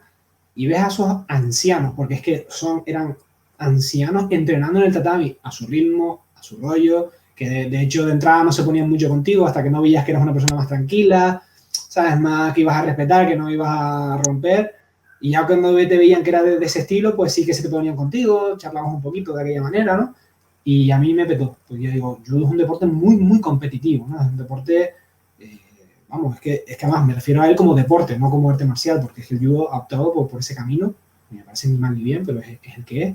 Y ver a personas en un deporte de jóvenes, siguiendo, entrenando, divirtiéndose con una sonrisa, dándote detallitos de zorro viejo, como digo yo, ¿no? No, la mano la pones aquí y aprietas aquí. Y yo me quedé como, wow. Son estas cosas que tú dices, pues mira, yo creo que nunca es tarde, si hay ánimo y sí, me gustaría, con ese ejemplo, ¿no? Y cuando ya mis chicos y mis chicas pues tengan un rodaje que les permita que no esté yo todo el rato pendiente, ¿no? Como un hermano mayor o como el padre que estoy ahí, que yo pueda estar más a mi rollo y a mi bola, pues sí es verdad que cuando yo he competido soy de no me hablen, no me miren, no me digan nada, déjenme tranquilo. Pero sí. Pues lo dicho, Antonio. No sé si tenías alguna pregunta más o te... No, bueno, iba por ahí, ¿no? Era un poco por saber si habías competido en... He dicho judo en concreto porque, bueno, pensaba que no habías competido en otros estilos, pero... Sí. En otros, de hecho, ya te digo, he competido más en otros estilos. Y ya yo llegué al judo, pues es un poco más... La competición es preciosa, pero quema. Es decir, los cortes de peso, el estrés... Hay muchos factores fuera de la competición que ganes o pierdas, son duros. Entonces, si lo quemas mucho, creo que puede hacer efecto rebote y que acabes, no odiando, pero sí que te acabes cansando de algo que amas, ¿no? Entonces yo he hecho, en mi vida he hecho retiradas, vueltas, y a mí me ha funcionado. Es decir, porque he aprendido cuando estaba compitiendo, que era lo que tenía que hacer, lo que me motivaba a ir al gimnasio, y cuando he dejado de competir ha sido porque he encontrado otras cosas. He aprendido, pues si no tenía ni idea de luchar golpeo, pues venga, vamos a aprender un poquito de golpeo. Si no tenía ni idea de luchar suelo o no tenía idea de hacer ataques a las piernas, pues venga, ataques a las piernas ahora. Entonces, a mí me ha funcionado eso, ¿no? Es decir, cuando mi etapa competitiva se ha ido diluyendo, buscar la motivación por otro lado y tener ese diagrama, ¿no? De subidas y bajadas para que no sea compito, dejo de competir y dejo de entrenar, que es lo que ocurre muchas veces a muchos deportistas, sobre todo en deportes como el judo, que todo está orientado a la competición y cuando la persona se acaba cansando, pues la acaba dejando y es una pena porque hay gente muy válida con un montón de conocimientos que no se sabe más de ellos, se sacan su cinturón negro, un campeón a lo mejor incluso de España y lo deja de la noche a la mañana y ya te digo, es muy triste, ¿no? Entonces, yo no quería, yo cuando, por ejemplo, taekwondo, pues vi que me estaba cansando la competición, pues busqué otra arte marcial. Cuando siempre que he visto que se me acaba, ¿no? Que ya no me motiva tanto competir, busco otra cosa, ¿sabes? Digo, quiero seguir entrenando. Y a lo mejor es esa inquietud la que me ha llevado a ser hasta aquí, poder continuar, ¿no? Porque al final también tienes que luchar con tu propio aburrimiento, con tu propia con tus propias historias. Pues sí, al final la multidisciplinar, o sea, el ser multidisciplinar te da mucho eso, ¿no? Que puede ir cambiando. Yo en mi plan de entrenamiento siempre juego mucho con eso, con la multidisciplina, ¿no? Y entonces hay una época en la que estoy corriendo, otra época en la que estoy haciendo gimnasia, otra época en la que estoy haciendo... Y cada época es diferente. Entonces realmente nunca eres un buen corredor o nunca eres un buen levantador de peso, pero eso te da que nunca te aburres tampoco, porque conforme estás entrenando, realmente siempre tienes alguna meta, algún objetivo pequeñito y cuando lo cumples ya tienes que empezar con otra cosa y siempre te mantiene con chispa, con ganas. Sí, yo creo que sí, que al final la clave es cada uno se tiene que conocer y a mí y a ti esto nos ha funcionado para poder seguir activos, ¿no? hasta el día de hoy y ojalá lo que tú dices, ¿no? Con buena alimentación, con buenas ganas y con buenas prácticas, cada uno la suya, llegues hasta los 60, los 80, los 70, ¿no? Hasta lo que puedas, ¿no? Hasta el final. De hecho, me gustaría ahora un poco retomar la conversación contigo, Antonio, ya que yo he hablado de uno de mis grandes traumas de chiquitito, eran los cortes de peso, ¿vale? Yo tengo una opinión muy fuerte al respecto, además muy negativa. Yo lo he pasado muy mal y quizás también eran los 90, era, bueno, un estilo un poco más duro de entender las artes marciales, un poquito más... Pues bueno, sí, la palabra es duro, ¿no? Es decir, y yo tengo una opinión muy, muy fuerte. De hecho, yo lo he dicho ya varias veces, creo que aquí en el canal. Yo para competir a mis chicos y a mis chicas les exijo ser mayores de edad, porque no me gusta llevar a menores de edad por un tema de responsabilidades y demás. Y no obligo, o sea, ni exijo ni me gustan mucho los cortes de peso. Es decir, que a lo mejor tú quieras bajar 1 o 2 kilos porque a lo mejor estás ahí en el límite y dices, bueno, es que estoy mejor en el... ¿Sabes? Si bajas 1 kilito, vale. Pero esas bajadas de 5, 6, yo, si es así, no quiero. Es decir, como entrenador no me gusta, ¿vale? Porque, ya digo, yo lo pasé muy mal, no quiero que mis alumnos pasen por eso. Y no sé un poco, el corte de peso en las artes marciales es algo como súper mitificado, en plan, es lo que hay que hacer, solo los mejores lo pueden hacer, la gente, si pasas por ello eres como un guerrero, ¿no? Tú has sufrido eso. Al final, no sé si es la mentalidad judio-cristiana del sufrimiento o no entiendo yo muy bien. Sé la ventaja competitiva que es dar un peso y al día siguiente dar otro, ¿no? Y luchar con otro. Pero que nos hables un poco tu visión profesional, ya digo, y un poco también tu opinión personal, si, como has dicho que has tenido un poquito de experiencia compitiendo y demás, ¿cómo ves tú este rollo del corte de peso, ¿no? Este mundillo? Claro. La competición tiene como... Para mí tiene 2 etapas, ¿no? Una etapa que es tu competición. La preparación para el campeonato realmente es contigo. No hay ni competidor en contra y nadie, solamente tú, ¿no? Y esa etapa hay que darle, para mí, es la que tiene vamos a decirle, el 90% de la importancia. El día del campeonato debe de ser simplemente hacer lo que llevas preparado, ¿no? Lo mejor posible con todo ese 90% que te preparaste. Entonces, hacer un corte de peso simplemente para ese día no debe de ser estrategia, no debe de ser parte de tu estrategia para ese día, para ese campeonato. Entonces, los cortes de peso yo lo entiendo a nivel la UFC, boxeadores, no sé hasta qué punto les merece la pena a ellos, pero entiendo que eso no, para mí realmente no es un deporte, la UFC no es un deporte, es un espectáculo. No hay quién es mejor y quién es peor y compito. Realmente compite quien quiere Dana White o quien quiere pues, los promotores o quien quiere, pues hay un negocio, ¿no? Lógicamente, no digo que el que sea campeón no sea el mejor, pero sí que al final es un negocio, claro. Entonces, si tú quieres entrar en esa pelea contra ese rival y tienes que perder 10 kilos en 2 meses, pues lo pierdes porque es la manera que tiene de entrar en ese negocio. Y lo hace y si se gana, como hemos dicho antes, el arte marcial no son solamente físico, es físico y mental. Realmente el corte de peso te va a afectar a las 2, pero bueno, puede que tengas suerte, puede que el otro vaya peor que tú, entonces al final te salga bien la jugada. Pero a nivel de rendimiento, los cortes de peso siempre te van a perjudicar. Sobre todo un corte de peso, lo que hablamos de corte de peso los días antes previo, ¿no? a un campeonato.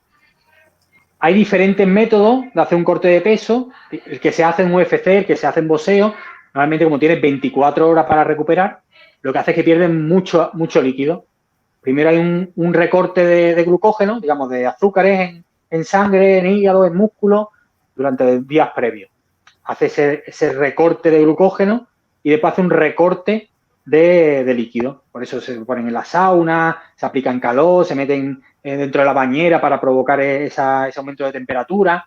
Realmente llevas el cuerpo a un sacrificio máximo, ¿vale? Porque tu cuerpo te está pidiendo que bebas agua, que dejes de sudar, por eso tienen que forzarlo, incluso escupen, hacen todo lo que esté dentro de su mano para bajar tantísimo de peso, ¿no? Eso, lógicamente, a nivel rendimiento es una bomba. O sea, eso nos beneficia imposible. Después ellos también tienen otra forma, digamos, de recuperarse. Y ahí es donde entra ya la ciencia oculta dentro de la UFC, ¿no? Lo otro sí lo dicen, lo otro es fácil encontrar, pero digamos que hay muchas técnicas prohibidas dentro de esa recuperación. Normalmente pues hay suero, hay EPO, hay diferentes cosas que ellos utilizan para que haya una recuperación mejor a pesar de ese corte de peso. Pero realmente eso a nivel deporte, como nosotros entendemos las artes marciales más la competición deportiva, nunca nos va a beneficiar. Entonces ahí tiene que ser dentro del plan, digamos, del programa anual, tú tienes que ver en qué categoría de peso vas a ir para hacerte fuerte en esa categoría. Y que cuando vayamos al campeonato, tú vayas, si no en mantenimiento, vayas en un pequeño superávit de calorías, para de esa manera que tengas la máxima fuerza, la máxima concentración posible, el mejor humor posible también, porque cuando bajamos mucho la glucosa, cuando bajamos los niveles de glucógeno, también puede dar mal humor, digamos, ¿no? Sí. Te encuentras de peor humor, te encuentras más negativo, sí. Los pensamientos también se ven muy afectados por esa falta de energía, ¿no? Y por esa falta de hidratos de carbono, además. Entonces es importante.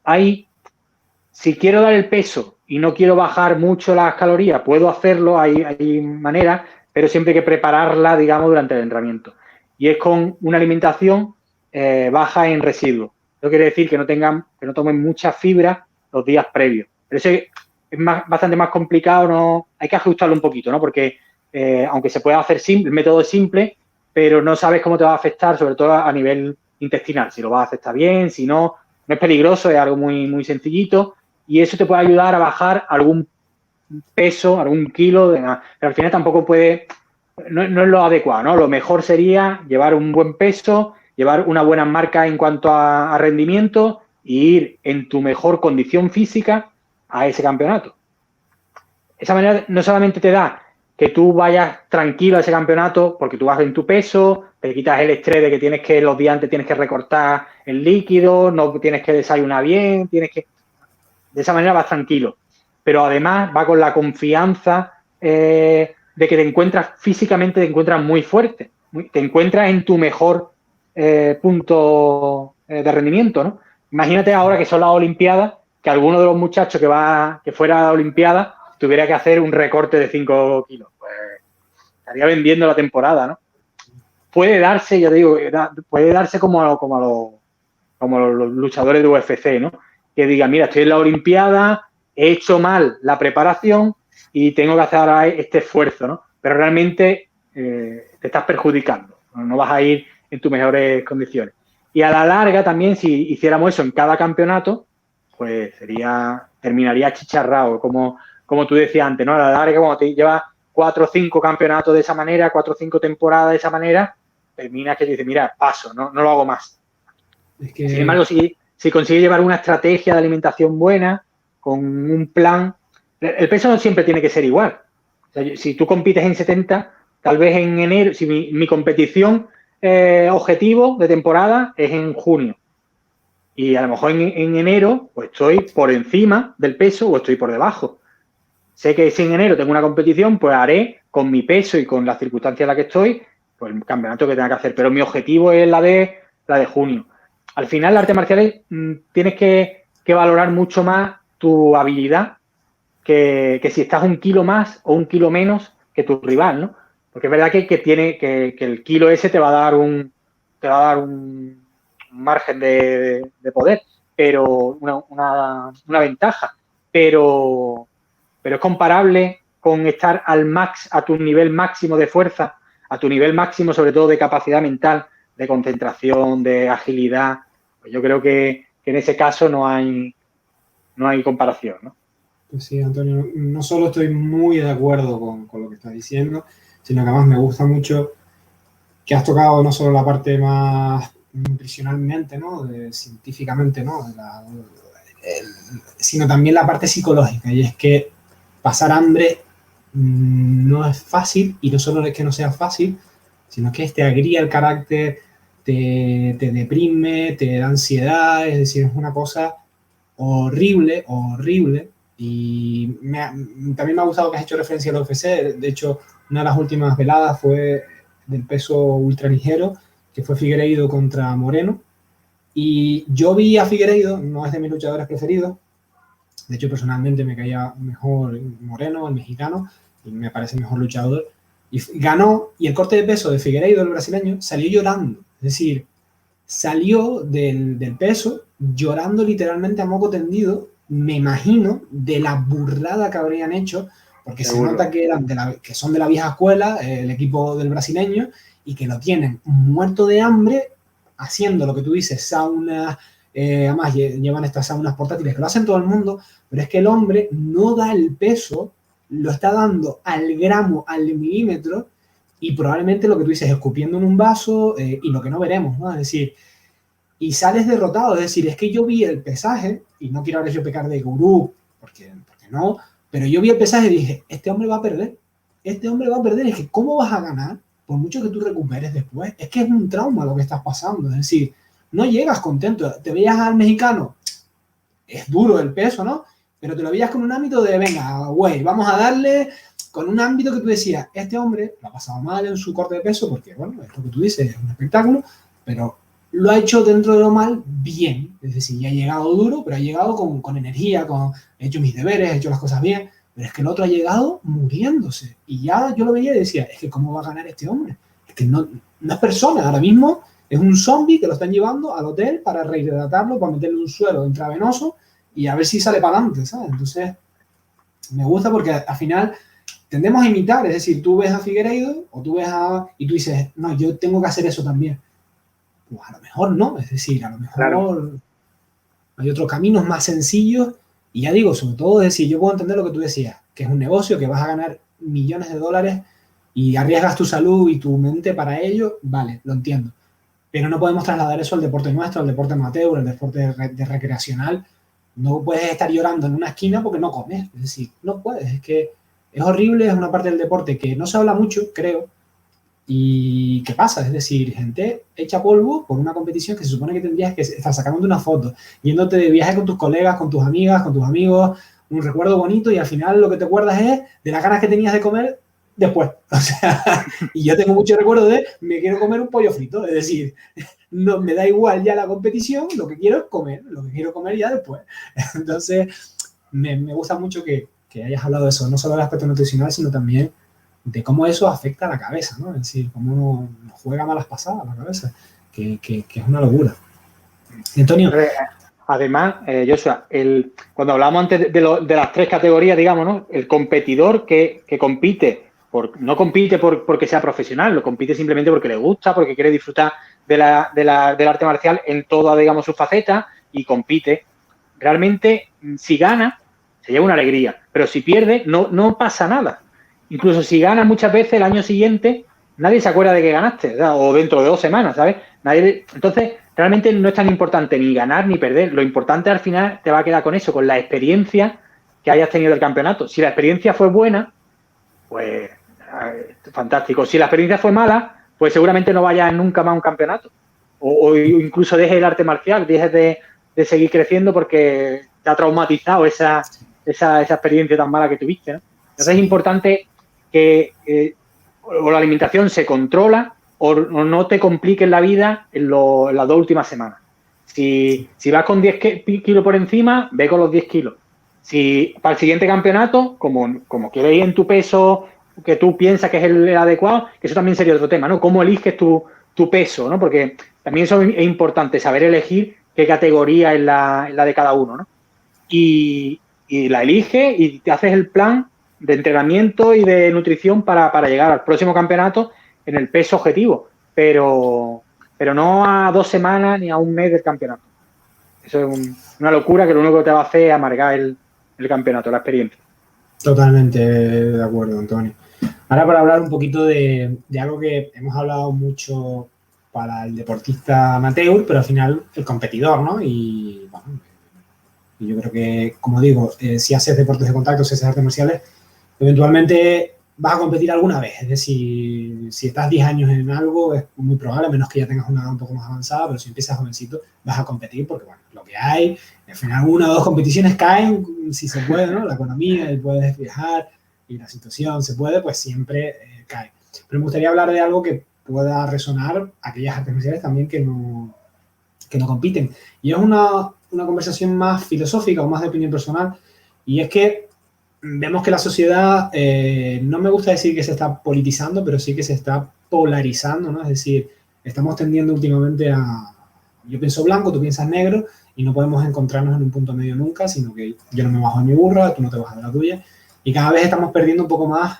Es bueno tener ideales, yo no digo que sea malo, ni mucho menos, pero a veces hay que aprender a ponerse en la piel de los demás, hay que aprender un poquito de empatía, y me parece sorprendente que en este mundo polarizado la alimentación se haya convertido en un objeto de polarización más. Es decir, puedo entender que la política sea polarizante, la religión, la sexualidad, son ámbitos súper importantes en la vida de las personas que todos vivimos y que es normal tener un baluarte que defender o al que atacar, ¿no? Pero la alimentación, a mí personalmente me sorprende que se haya convertido, quizás ya menos, pero hubo unos años atrás que fue como una guerra campal, unos contra otros, y tú en medio con tu barrita de tofu y tu chuleta que decía, pero a mí me gustan las dos cosas. ¿Por qué tengo que elegir, no? Y me gustaría un poco tu opinión de personal de cómo hemos llegado a esto, ¿no? Es decir, cómo se vivió esto y por qué ha ocurrido, ¿no? En algo que tendría que ser, es importante la alimentación, pero, joder, no sé si es tan importante para muchas personas como puede ser la religión, ¿no? A nivel filosófico me refiero, ¿no? Es decir, me parece sorprendente. Pero al final yo creo que va muy enfocado a la necesidad de pertenecer a un grupo. Y la alimentación te hace pertenecer a un grupo 24 horas. Vale. Entonces, cuando tú... Claro, si yo soy del Barça o del Madrid, ¿no? Yo soy del Barça de Madrid el día que juega el partido. Y a lo mejor después, bueno, pues hay gente que es 24 horas, pero después otros se olvidan y no pasa nada. Pero la alimentación es, cada vez que comes, pues te reafirmas en tu club de alimentación. Entonces, si tú has dicho en público que eres vegano, ¿no? O vegano o no vegano, te estás reafirmando cada vez que vas a comer. Entonces, si comes en comunidad, si comes con otra gente, te tienes que reafirmar también delante de ellos. Entonces ya empiezan ahí los debates de vegano sí, vegano no. Y después hoy en día con las redes sociales, pues eso se amplifica, ¿no? Si yo digo en las redes sociales que soy vegano, pues se amplifica porque ya hay quien te dice que no, y tú que sí, tú que no, y el otro así, esto es mejor, esto es peor. Pero al final yo creo que la lucha de vegano sí o vegano no, o paleo sí, o keto, demás, es un poco eso, querer pertenecer a un grupo y siempre hay intereses, otras veces pues simplemente por esa necesidad social, ¿no? De pertenecer a un grupo, ¿no? Cuando te pone, antes lo hablábamos, ¿no? Un poco, esas etiquetas a nivel profesional no tienen ningún sentido, pero a nivel individual tampoco lo tienen. O sea, si yo digo que soy vegano y me hago vegano hoy 100% y yo me lo autoimpongo, tal vez no sea la mejor vía para mi alimentación. De hecho, suele ocurrir mucho, ¿no? Gente que hace una dieta vegana y con el tiempo pues no se encuentran bien o simplemente han cambiado de parecer y tienen que añadir, pues añaden pescado o añaden ovo lácteo, se hacen ovo lácteo con huevo con leche. Entonces, al final tú dices, bueno, ¿y qué pasa? ¿Que te desdice de todo lo que hiciste, no? ¿De todo lo que dijiste? No. Pues simplemente somos así, no tenemos esos límites que nos queremos imponer, pero realmente no lo tenemos. El veganismo no nos pertenece, realmente no somos veganos, nosotros tenemos la capacidad como humanos de comer lo que esté a nuestra mano. Incluso no podemos comer cosas que son insalubres, ¿no? Que no son buenas para nosotros, que bebemos de hecho a diario, ¿no? Hay refrescos, hay patatas, hay no sé qué, que no son buenas y sin embargo las podemos consumir y nuestro cuerpo sabe cómo sacarle los nutrientes a esa comida de mala calidad. Entonces, ponerse esos límites de soy vegano o no soy vegano, o como paleo o no como paleo, o soy ovo lácteo o no, o sea, pues no tiene mucho sentido a nivel nutricional. A nivel social, pues habría que ver cada uno, ¿no? Antes hablábamos de la comida en Okinawa, de los hummus. Aquí en España tenemos bastante flexibilidad. Realmente, bueno, no hay muchos alimentos prohibidos. Algunos, digamos, a lo mejor pues perro no comemos, gato tampoco, paloma, si hay mucha hambre, si no, no. Pero bueno, los insectos ahora que se están introduciendo en industria alimentaria, pues también nos cuesta un poco. Todas las culturas tienen sus tabúes, ¿no? A la hora de la alimentación. Pero hay religiones que sí que tienen, digamos, esos tabúes mucho más marcados, ¿no? En el Islam pues lo vemos claro con algunos alimentos, como el cerdo, con el alcohol, incluso ellos tienen más alimentos que tampoco pueden tomar. En la religión judía pues también tienen su forma de alimentación, pero las artes marciales vienen muy marcadas por el budismo. Entonces lo vemos mucho, sobre todo en estilos chinos, en estilos de Kung Fu, vemos muy marcados esos límites, ¿no? En el budismo son ovolácteos, o sea, no toman carne ni pescado, pero sí que toman huevo y leche, ¿no? La alimentación es muy vegetariana, digamos, prácticamente todos son productos de origen vegetal, excepto los lácteos y el huevo. Y muchas veces, depende de la región, pues incluso los lácteos y los huevos pues suelen ser un poquito más, en menor cantidad, ¿no? De hecho, en la alimentación okinawense, que no es budista, ¿no? Pero sí que se asemeja mucho por la influencia de China y de Japón y de la India y demás, es muy importante o sea, los alimentos del mar, pero la leche, incluso el huevo, lo retiran un poco más, ¿no? Pero lo que hablaba en el Kung Fu Shaolin, pues esa importancia, como viene del templo Shaolin, que es budista, pues muy importante esa alimentación ovoláctea. Y ellos se ponen ese límite, ¿no? Digamos, ellos sí son ovolácteos por religión y de ahí no se salen. Pero realmente, sí, de hecho lo hemos visto, ¿no? A lo largo de la historia, cuando ha venido necesidades, pues no hemos comido lo que hemos pillado. Y es así, aquí en Occidente, aquí en España, tenemos la suerte de que podemos elegir lo que queramos prácticamente durante todo el año, ¿no? Llegamos, abrimos la nevera y mira, quiero arándanos y quiero aguacate y da igual la fecha del año que sea, ¿no? Y si quiero sandía me costará un poquito más cara, pero también la consigo. Entonces, al final, tenemos esa facilidad de elegir y por eso también surgen ese tipo de movimientos, ¿no? En el que como puedes elegir, pues elijo no comer estos tipos de alimentos. Como puedo elegir, pues elijo no tomar los otros alimentos. En otras ciudades, en otros países, pues eso no lo vamos a encontrar, ¿no? Al final es lo que está disponible te lo comes y lo que no. Hay muchas historias, sobre todo de hambrunas, ¿no? En Corea, en China, donde han pasado hambrunas muy fuertes y ha habido incluso canibalismo, ¿no? Entonces, sí, al final la necesidad te implora. No, yo creo que no hay que ponerse esos límites, o al menos intentar razonarlo de forma nutricional. De forma nutricional no están esos límites, no hay ningún estudio que te diga hay límites. Lógicamente, si comparamos una dieta saludable con una dieta no saludable, pues siempre hay mejoras, ¿no? Si yo hago una dieta saludable vegana y una dieta no saludable omnívora, como la suelen llamar, ¿no? Pues entonces, lógicamente, gana la vegana. Pero si hago una dieta vegana no saludable y una dieta omnívora saludable, pues gana la dieta saludable. Siempre al final, así. Genial, Antonio, pues muchas gracias. La verdad que me ha gustado tu respuesta, más fundamentándola con historia, que yo soy un apasionado de la historia y está muy bien porque al final también es una forma que tenemos científica de estudiar, oye, el campo de pruebas que son nuestros antepasados, ¿no? Es decir, como tú bien comentabas, el tema de la hambruna. Yo hubo un libro que me leí hace muchos años que me impactó un capítulo que era la Segunda Guerra Mundial en el frente soviético. Claro, los aldeanos pasaban toda la comida, todos los productos iba para el ejército, ¿no? Y como en todos los ejércitos, ¿no? Sobre todo los que estaban ocupados, en territorios ocupados. Y los aldeanos comían tierra, es decir, para saciar un poco el hambre, se metían puñados de tierra con nieve para, de alguna manera, paliar el hambre y que les dejaran de doler el estómago.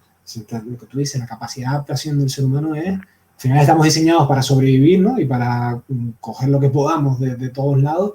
Y a mí fue una escena del libro que me dejó como muy mal, ¿no? Porque el libro estaba basado en hechos reales, ¿no? Y eso en concreto, al final del libro, el autor decía que era verdad y que se había inventado él, ¿no? Y lo de los puñados de tierra sí, porque se veían los cadáveres con tierra, ¿no? En el estómago. Y los soldados simplemente no entendían bien, era simplemente del hambre que se metían puñados de nieve y tierra para eso, para un poco hidratarse y quitarse el hambre. Así que es muy interesante, ¿no? De dónde venimos, a dónde vamos y al final, bueno, tener estas reflexiones un poco internas para que no guíen nuestras decisiones solo aspectos culturales o aspectos sociales, sino que intentemos basar nuestras decisiones, sobre todo la alimentación, que es algo súper importante, con un poquito de cabeza y no... Igual que la gente que empieza a fumar por presión de grupo, pues yo creo que la alimentación, oye, si puedes tomar tu decisión libre y con información, será mejor que si te ves forzado porque tus amigos o tu familia o te fuerzan a un tipo de alimentación que a lo mejor tú no quieres, ¿no? Es decir, y digo cualquiera, porque luego tú dices, el que todos los fines de semana se emborracha y come carne a la brasa, vamos, chamuscada, pues tampoco es muy sano. Entonces, pues muchas gracias, Antonio. Te iba a preguntar, estamos ya acabando un poquito el podcast para no alargar mucho y que la gente no nos mate, pero es que es la primera vez que hay alguien especialista en nutrición y como ves, había muchas preguntas y demás. Hay una cosa, como bien decía en una parte del podcast, muchas veces como profesionales de la educación, ¿no? en artes marciales, nos preguntan cosas de las que no sabemos, ¿no? La nutrición es una, pero vamos, hay millones de cosas que te preguntan los alumnos que realmente tú les puedes aconsejar como amigo o como mentor, pero salvando las distancias y siempre, oye, cuidado, que yo de esto no tengo ni puta idea, solo soy más viejo que tú o he vivido más. Y hay una que yo siempre digo que a mí me cambió y a través de una anécdota, y es, no sé si hay un concepto científico que avale lo que voy a decir, entonces para eso estás tú, para que me des con el hacha si me estoy equivocando, pero yo creo que nos han educado el paladar, sobre todo a la generación de los 80, 90, con productos que, bueno, son altas en azúcares, en grasas no saludables. Y a mí me pasó con el café, Antonio. Es decir, aquí en Tenerife hay un tipo de café que le llamamos barraquito, que es leche, café y leche condensada. Te podrás imaginar pues, el pelotazo que es a nivel de azúcares, y es muy dulce. Y yo empecé a tomar café bastante tarde, en segundo o tercero de carrera. Y me empecé por ahí porque el café solo me parecía muy amargo. Me pegué muchos años así hasta que mi chica me decía, oye, hay que cortar azúcares. No comes azúcares en nada, ¿cómo es posible que te tomes el barraquito después? Y entonces, porque era un rollo cultural, es lo que se toma aquí en la isla, me gustaba y yo decía, contra, es que el café... Y entonces empecé a tomarlo solo o solo con leches vegetales, que son las que tomamos en casa. Y al principio no me gustaba nada, Antonio. Pero a los meses, cada vez me gustaba más, hasta el punto de que hace años me volví a tomar un barraquito después de estar un montón de años sin tomarlo y no me gustó el barraquito, es decir, me pareció demasiado dulce. Entonces, no sé si lo que yo estoy contando es así científicamente o es simplemente una percepción mía personal, pero creo que hay maneras de reeducar el paladar para que te sepan bien determinadas cosas que antes te sabían mal. Y si hay algo, y si es verdad esto que estoy diciendo, o si hay algún tipo de evidencia científica, ¿cómo podemos hacerlo? Porque yo fue por cabezonería, es decir, a mí no me gustaba el café y por cabezón dije, me voy a tomar el café así porque es más sano.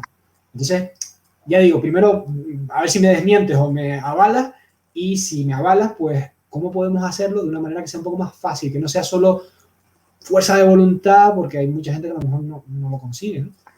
Claro, lo que tú dices es 100% real, eso es así. Nosotros, normalmente para trabajar sobre este tema se habla de dos grupos de alimentos. Los alimentos reales, que serían cualquier alimento realmente que tú lo coges hablábamos antes de la granja, ¿no? Pues lo coges del huerto, lo coges de la granja donde se procese la materia prima y te lo llevas a tu plato y sabes lo que es desde principio a fin, ¿no? Ahí no hay procesado ninguno. Y después están los ultraprocesados, que es un alimento que te llega al plato y tú no tienes ni idea de eso, lo que puede ser, porque eso pues, te lo han mezclado con 40.000 cosas, tiene 40.000 procesados diferentes y entonces en esos alimentos, digamos, la industria alimentaria busca que sea bueno, que esté bueno el paladar, ¿no? que sea rentable para ella, que se conserve durante mucho tiempo. Tiene que tener unas características para que a la empresa pues, le sea rentable trabajar con ese producto. Y lo principal es que esté bueno, porque si está bueno lo va a vender, lo va a comprar el consumidor, entonces pues, tú vas a vender mucho, cueste lo que cueste. Lógicamente eso después tiene que tener su estudio de mercado, pero bueno, al final es un poco así. La base es que el consumidor le guste comérselo. Claro, ¿qué ocurre? Cuando desde pequeño a ti te han ido acostumbrando a que el yogur con azúcar, que si tomas un poquito de pan, a este pan también le han añadido azúcar, que si te venden algún producto con un poco de una carne procesada, como una salchicha, como un embutido, y le añaden potenciadores del sabor. Entonces, todo ese tipo de productos lo que consigue es que a ti te gusten productos ideales para gustar, digamos, que están hechos, están diseñados para que te gusten. Claro, cuando tú te tomas después una zanahoria, pues la zanahoria no tiene color al lado de la salchicha Frankfurt que te has tomado, ¿no? Porque una está diseñada, está razonadamente preparada para que te guste, y la otra pues viene como haya venido de la propia naturaleza. Entonces, ahí juegas un poco. ¿Cómo se consigue eso? Pues principalmente ir desechando los alimentos ultraprocesados. Cuando te quedas solamente con alimentos naturales, con alimentos reales, el paladar se te va haciendo poco a poco, ¿no? Verá que no se puede hablar de blancos y negros aquí. Si yo digo, mira, yo como toda mi comida se basa en ultraprocesados y intento meter toda la comida ahora de alimento real. Pues el primer día ni me la como. Empiezo a comer y digo, mira, paso, vuelvo otra vez a la alimentación. Entonces, lo que hablamos antes de la base, la adherencia, eso hay que jugar mucho con los grises, ¿no? Entonces, hay que ir desplazando alimentos ultraprocesados y añadiendo alimentos reales. Cuanto más rápido lo haga, pues más rápido llego a esa reeducación del paladar, ¿no? Pero del gusto, pero lógicamente eso va a requerir mucho de interés y de cada persona, ¿no? Sobre todo con los niños se nota mucho la obesidad infantil, está disparada, eso es, los datos cada vez son más preocupantes, ¿no? Y especialmente aquí en España. Entonces, los productos infantiles hay que tener mucho cuidado porque el niño por cansancio a lo mejor de los adultos, ¿no? Para que el niño coma algo, rápidamente doy algo que le gusta. Y entonces, sí, he evitado una rabieta, he evitado 5 minutos de interés por mi parte, de que se coma esa verdura cocida con un poquito de aceite, un poquito de sal y demás, pero claro, al final, a la larga le estoy causando a él un problema. Y es que va a tener que reeducarse en esos sabores. Entonces es importante desde la infancia ya ir trabajando con esa alimentación real. La alimentación real es saludable y además te evita que esté enganchado. Al final los ultraprocesados buscan educarte en que esos alimentos son necesarios, ¿no? Son necesarios. Yo no tomo nada de alcohol desde hace ya muchos años, ¿no? Entonces, al principio cuesta mucho. Yo ya con mi edad pues me da igual, ¿no? Me ofrecen cerveza y lo digo tan tranquilo. Pero cuando era más joven salía y me dice, mira, Antonio, no, tómate algo. No, que yo me tomo un zumo, un agua, no sé qué, ¿cuánto? Porque no, yo es que no tomo alcohol. Claro, y la presión que sientes es grande, ¿no? Porque te lo insisten durante toda la noche que hayas salido de fiesta, te van a insistir en que tomes alcohol. Y realmente no es solamente cuestión de tus amigos que te presionan, es realmente todo el movimiento industrial a través del alcohol el que te presiona. El alcohol, los refrescos, las carnes procesadas, los snacks, los dulces, todo presiona mucho para que tú sientas que realmente lo necesitas y que además pues está bien, es una opción como otra cualquiera, ¿no? Entonces, no vamos a hablar de que haya que ser de blancos o negros, pero sí que hay que entender que cuando te tomas uno de esos procesados, uno de esos ultraprocesados, te lo estás comiendo sabiendo las consecuencias que eso tiene, que no es saludable. Te lo puedes comer, te lo comes, pero sabes que no es saludable. Y después sabes también que te están, digamos, entre comillas, obligando a comértelo. O sea, sabes que hay una presión detrás, ¿no? volvemos al alcohol. Hace poco veíamos una serie, mi chica y yo, en Netflix, la de Élite. En Élite nos causaba mucha, bueno, yo creo que a todo el mundo que la ha visto le causa la misma impresión, ¿no? De cómo chicos que están en bachillerato salen por la tarde y lo que hacen es beber alcohol y sexo, ¿no? Pero hablando del alcohol, tú dices, alcohol. Dices, bueno, ¿cómo pueden normalizar tanto el hecho de tomar alcohol, sobre todo en gente joven, como se supone que es el caso, ¿no? Pues eso al final, si tú te has educado y no prestas atención, no pones el foco en lo que está pasando, o sea, que te están intentando vender a ti el alcohol como adolescente que eres, pues puedes caer rápidamente. Sí, me tomo el alcohol porque es normal. Bueno, es normal, sí, porque hay gente detrás interesada en que tú te tomes ese alcohol. Pero el alcohol ni es necesario para divertirte, ni es necesario para desinhibirte, ni es necesario para tener una buena relación social, ¿no? Tener amigos desde pequeño hasta el fin de tus días, si Dios quiere, con 120 años como los de Okinawa, sin haber tomado alcohol, o otros procesados como pueden ser los dulces, los helados ahora que viene el verano. O sea, no es malo tomarlo, pero siempre que seas consciente de que estás tomando ese alimento. Y al final, pues ese hábito es lo que causa lo que hablamos antes, ¿no? De la reeducación del paladar, ¿no? Yo también tomo el café, yo lo tomo solo, sin nada, yo tomo café, le añado normalmente un poquito de agua, digamos un americano, pero sin azúcar, ni sacarina, Y el otro día, como estábamos tomando café con un amigo y se equivocaron en los cafés y al mío le echaron sacarina, ¿no? Bueno, yo me bebí la mitad del café porque lo teníamos allí, ¿no? Pero es verdad que cuando ya te acostumbras a unos sabores reales, los otros sabores se te repiten de una manera que te dan un poco incluso de asco, ¿no? No es lo que buscas. Además pasa mucho con los edulcorantes. Los edulcorantes muchos son a través de polialcoholes y esos polialcoholes, digamos, tienen una evaporación diferente a lo que tendría un azúcar normal. Entonces, incluso en el estómago, cuando tú ya se supone que tú ya te lo has bebido, te lo has terminado, pero en el estómago esos polialcoholes digamos que vuelven a salir y los vuelves como a olfatear o incluso a saborear, ¿no? Entonces hay que tener cuidado con eso edulcorante, ¿no? Porque parecen que al final te cambian la comida no solamente cuando te lo tomaste, a lo mejor a mitad de la tarde, sino que también te cambian el sabor de la cena y de las comidas que hagas después de habértelo tomado, ¿no? Pues genial, Antonio. Muchas gracias porque ya no me hace quedar como un loco cuando cuento la historia del café y de tantas otras cosas. Yo además comparto contigo lo del alcohol. De hecho yo nunca tomé. Es decir, no, ni de adolescente, ni de joven, ni nada.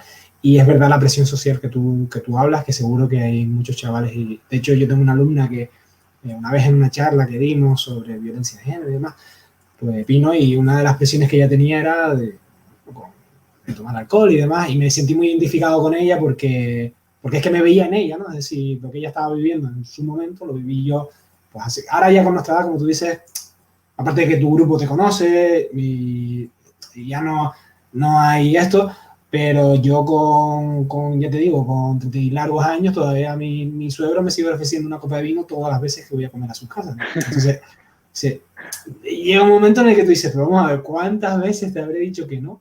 Y no hay, y es ese rollo cultural de que a lo mejor el señor, pues, lo hace con todo el cariño de su mundo porque cree que es maleducado ponerse a él una copa de vino sin ofrecerte a ti, ¿no?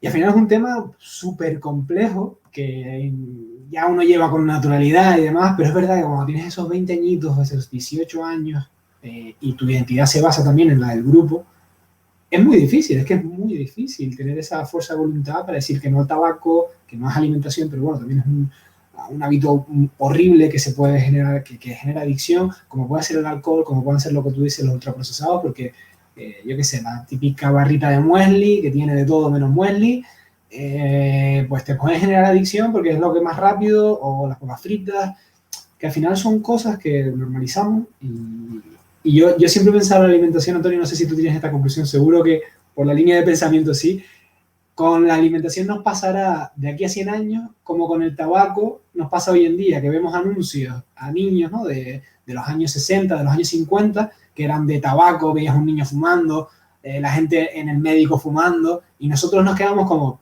pero están locos. Pues yo creo que con la alimentación, ya digo, nos pasará eso, que en el futuro la gente verá los anuncios de comida, verá los anuncios de alcohol y verá los anuncios de determinadas cosas como diciendo, pero esta gente comía eso así, en serio. Yo tengo esa teoría, no sé si tú la compartes, sí, pero... Sí. Esperemos que sí, que esa sea lo que viene en el futuro, porque desde luego no es normal que dejemos que la industria realmente eduque sobre todo a los jóvenes, a los niños, porque es realmente lo más susceptible, ¿no? Pero de esa manera educan a toda la sociedad, ¿no? Al final siempre hay como una lucha descompensada, ¿no? Porque la industria tiene el dinero, digamos, tiene el poder económico para generar esas campañas que no tienen la familia, ¿no? Una madre no tiene la capacidad para meterle a la zanahoria una pegatina y que el niño se motive al comer una zanahoria, ¿no? O que en el aguacate, cuando lo abra, pues encuentre un muñequito que tengas que montar, ¿no? Porque al final, el Kinder bueno, el Kinder sorpresa, pues le va a gustar más al niño que el aguacate. Sí. Yo era de Kinder Bueno, por ejemplo, a mí de pequeñito me flipaba lo del juguete por dentro y lo recuerdo como algo súper... Sí, era como era un premio, claro. Sí, como el casino legal para los niños, ¿no? Es decir, ¿qué habrá dentro? El chocolate me da un poco igual. Y son rollos bastante chungos cuando lo pensamos. Para ir a ver si conseguimos meterlo en el aguacate y conseguimos... Bueno, sería ya el éxito de... Para ir terminando, Antonio, además de recordar a la gente dónde te podemos encontrar en Instagram, también que nos recomiendes, además de tu cuenta, ¿no? Pues algún libro sencillo, algún canal de YouTube, algún medio para aquellas personas que no tenemos estudios, pero que queremos aprender un poco más. Es decir, no solo ya ir al profesional, sino también educarnos a nosotros mismos y decir, oye, pues es un tema importante para mi salud y a lo mejor quiero aprender un poquito para yo en mi día a día poder mejorar mi alimentación a un nivel un poquito más básico. Si tienes alguna recomendación, ya digo así. Sí. Yo, si alguien quisiera aprender de nutrición, o sea, aprender la nutrición realmente, digamos, es la parte interna, ¿no? La parte que sucede dentro de nosotros. Entonces, me gusta más hablar de alimentación, ¿no? Y si alguien quiere aprender de alimentación, lo ideal es una buena sartén, un buen cuchillo, bien afilado, que te dé bien por cocinar, y un libro de recetas que te guste, que se identifique un poco contigo, por sabores, por tipo de alimentos, y ese libro de recetas, llevarlo, estudiarlo, machacarlo, darle 10.000 vueltas, y esa es la mejor manera, ¿no? Después sí que hoy en día, verdad que hay muchísimos libros interesantes. Hay, digamos, a lo mejor los que a mí más me gustan, pues son un poquito más técnicos, ¿no? Entonces, no son recomendaciones para general, ¿no? Pero hay uno que vamos a ponerlo un poco en equilibrio. El libro, no me voy a acordar del nombre del libro, porque él tiene un blog que se llama Gominolas de Petróleo. Entonces habla mucho, es técnico alimentario también, y habla mucho sobre mitos de la alimentación y explica realmente cómo se producen muchos alimentos, pero no es muy ligero, digamos que el libro es un poquito más ligero, ¿no? El blog sí que es más técnico, pero la verdad es que muy buen blog de alimentación, sobre todo si ya tienes un poquito de base, ¿no? Es verdad que tiene artículos muy para todo el mundo y hay otros artículos que son un poquito más complejos, ¿no? Que hablan de la naturalización de las proteínas y demás, pero bueno, que son temas que en cuanto ya tienes un poquito de base nutricional, pues, o sea, de estudio de alimentación, pues ya te gustan, ¿no? También.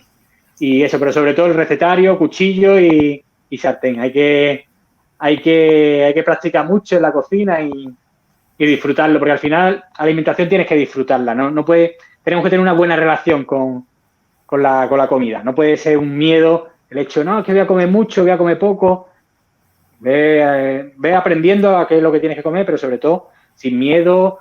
Prueba los alimentos reales que hablábamos antes, pues prueba verduras, prueba frutas, no tengas miedo en que un día te salga mal la comida. Yo cocino muchísimo y hay veces que hago comidas que digo, por favor, que no venga nadie aquí, porque esto está que me lo voy a terminar porque lo he hecho yo, pero, No, pero es verdad que hay veces que no sale bien y no pasa nada, ¿eh? Te lo comes o no te lo comes, si está muy mal, lo tiras y ya está, y hay que probar más suerte. Pero a la larga es la única manera de disfrutar realmente, ¿no? Yo tengo platos que digo, esto no me los voy a comer nunca en ningún sitio como me los como yo en mi casa, porque esos salen buenísimos, porque salen a tu manera y tú disfrutas y sabes darle tu punto, y al final es la mejor manera de llevar una vida, una alimentación saludable a lo largo de la vida, cuando tú en tu día a día disfrutas de ese momento de la comida, ¿no? muy, muy de acuerdo, Antonio, y además es una cosa que yo también hago, me encanta cocinar, lo que tú dices, hay platos que me salen brutales, hay otros que no están ni para ni pa mi pareja, la pobre, pero perder el miedo, que yo siempre se los digo a mis chicos y a mis chicas, que te derriben en clase, que te finalicen, que te metan una hostia, son cosas que asumimos dentro del tatami y a las que te expones. Es decir, si tú te expones a hacer una clase de judo, de jiu-jitsu, me da igual, te expones a que te peguen, a que te derriben, a que te finalicen. ¿Qué más da después en tu vida el resto que hagas cosas malas? Es decir, ¿qué más da que hagas una tortilla que no está ni para comerse? ¿Qué más da que le digas a un chico o una chica de salir y te rechace? Es decir, al final tienes que sacar ese valor que tienes en el tatami, que te da igual todo, que tú vas a la batalla, coño, pues saca ese mismo coraje para tu día a día y para hacer comida para tu familia, o si vives con tus padres todavía, o si ya empiezas a vivir solo, échale narices, que te aseguro que en el tatami te la juegas más que en tu casa haciendo, por lo que te has dicho, una ensalada o cualquier cosa, y el primer día te va a salir mal, el segundo mejor, y como en el tatami el primer día no podías a nadie, oye, van pasando los meses, van pasando los años, cada vez eres mejor, entra alguien nuevo y a lo mejor le puedes y no te cuesta tanto. Entonces, es esa enseñanza dentro y fuera del tatami que te dice, es que no hay nada imposible en esta vida, es solo ponerse un poquito a ello y ya está. Vale. Pues Antonio, para despedirnos, ¿dónde te podemos encontrar? Además, después me pondré abajo el libro que ha recomendado Antonio y el canal de Instagram, pero bueno, también dilo un poco para los que no estén chequeando el móvil todo el rato. Sí, bueno, mi canal de Instagram, muy facilito, mi nombre, Antonio Fonte, todo junto, y termina .am, AM de artes marciales. No sabía cómo terminarlo porque ya había por ahí algún Antonio Fonte, entonces puse el .am y ahí realmente hablo de alimentación en general y mucho me gusta mezclarlo con las artes marciales y básicamente es lo que hago ahí. Sí. Estoy intentando un poco a ver mejorar la calidad, ¿no?, del contenido. Porque... Pero igual que con la sartén, Antonio. Esto exacto, así estoy. Jugando con el canal. Exactamente, así estamos todos. Que si veis a Goku, que si veis a Naruto, pues también será bienvenido un rato ahí. Iré probando, a lo mejor subo de vez en cuando un Jedi, no sé, algo que se me ocurra. Hay que ir probando. Genial, Antonio.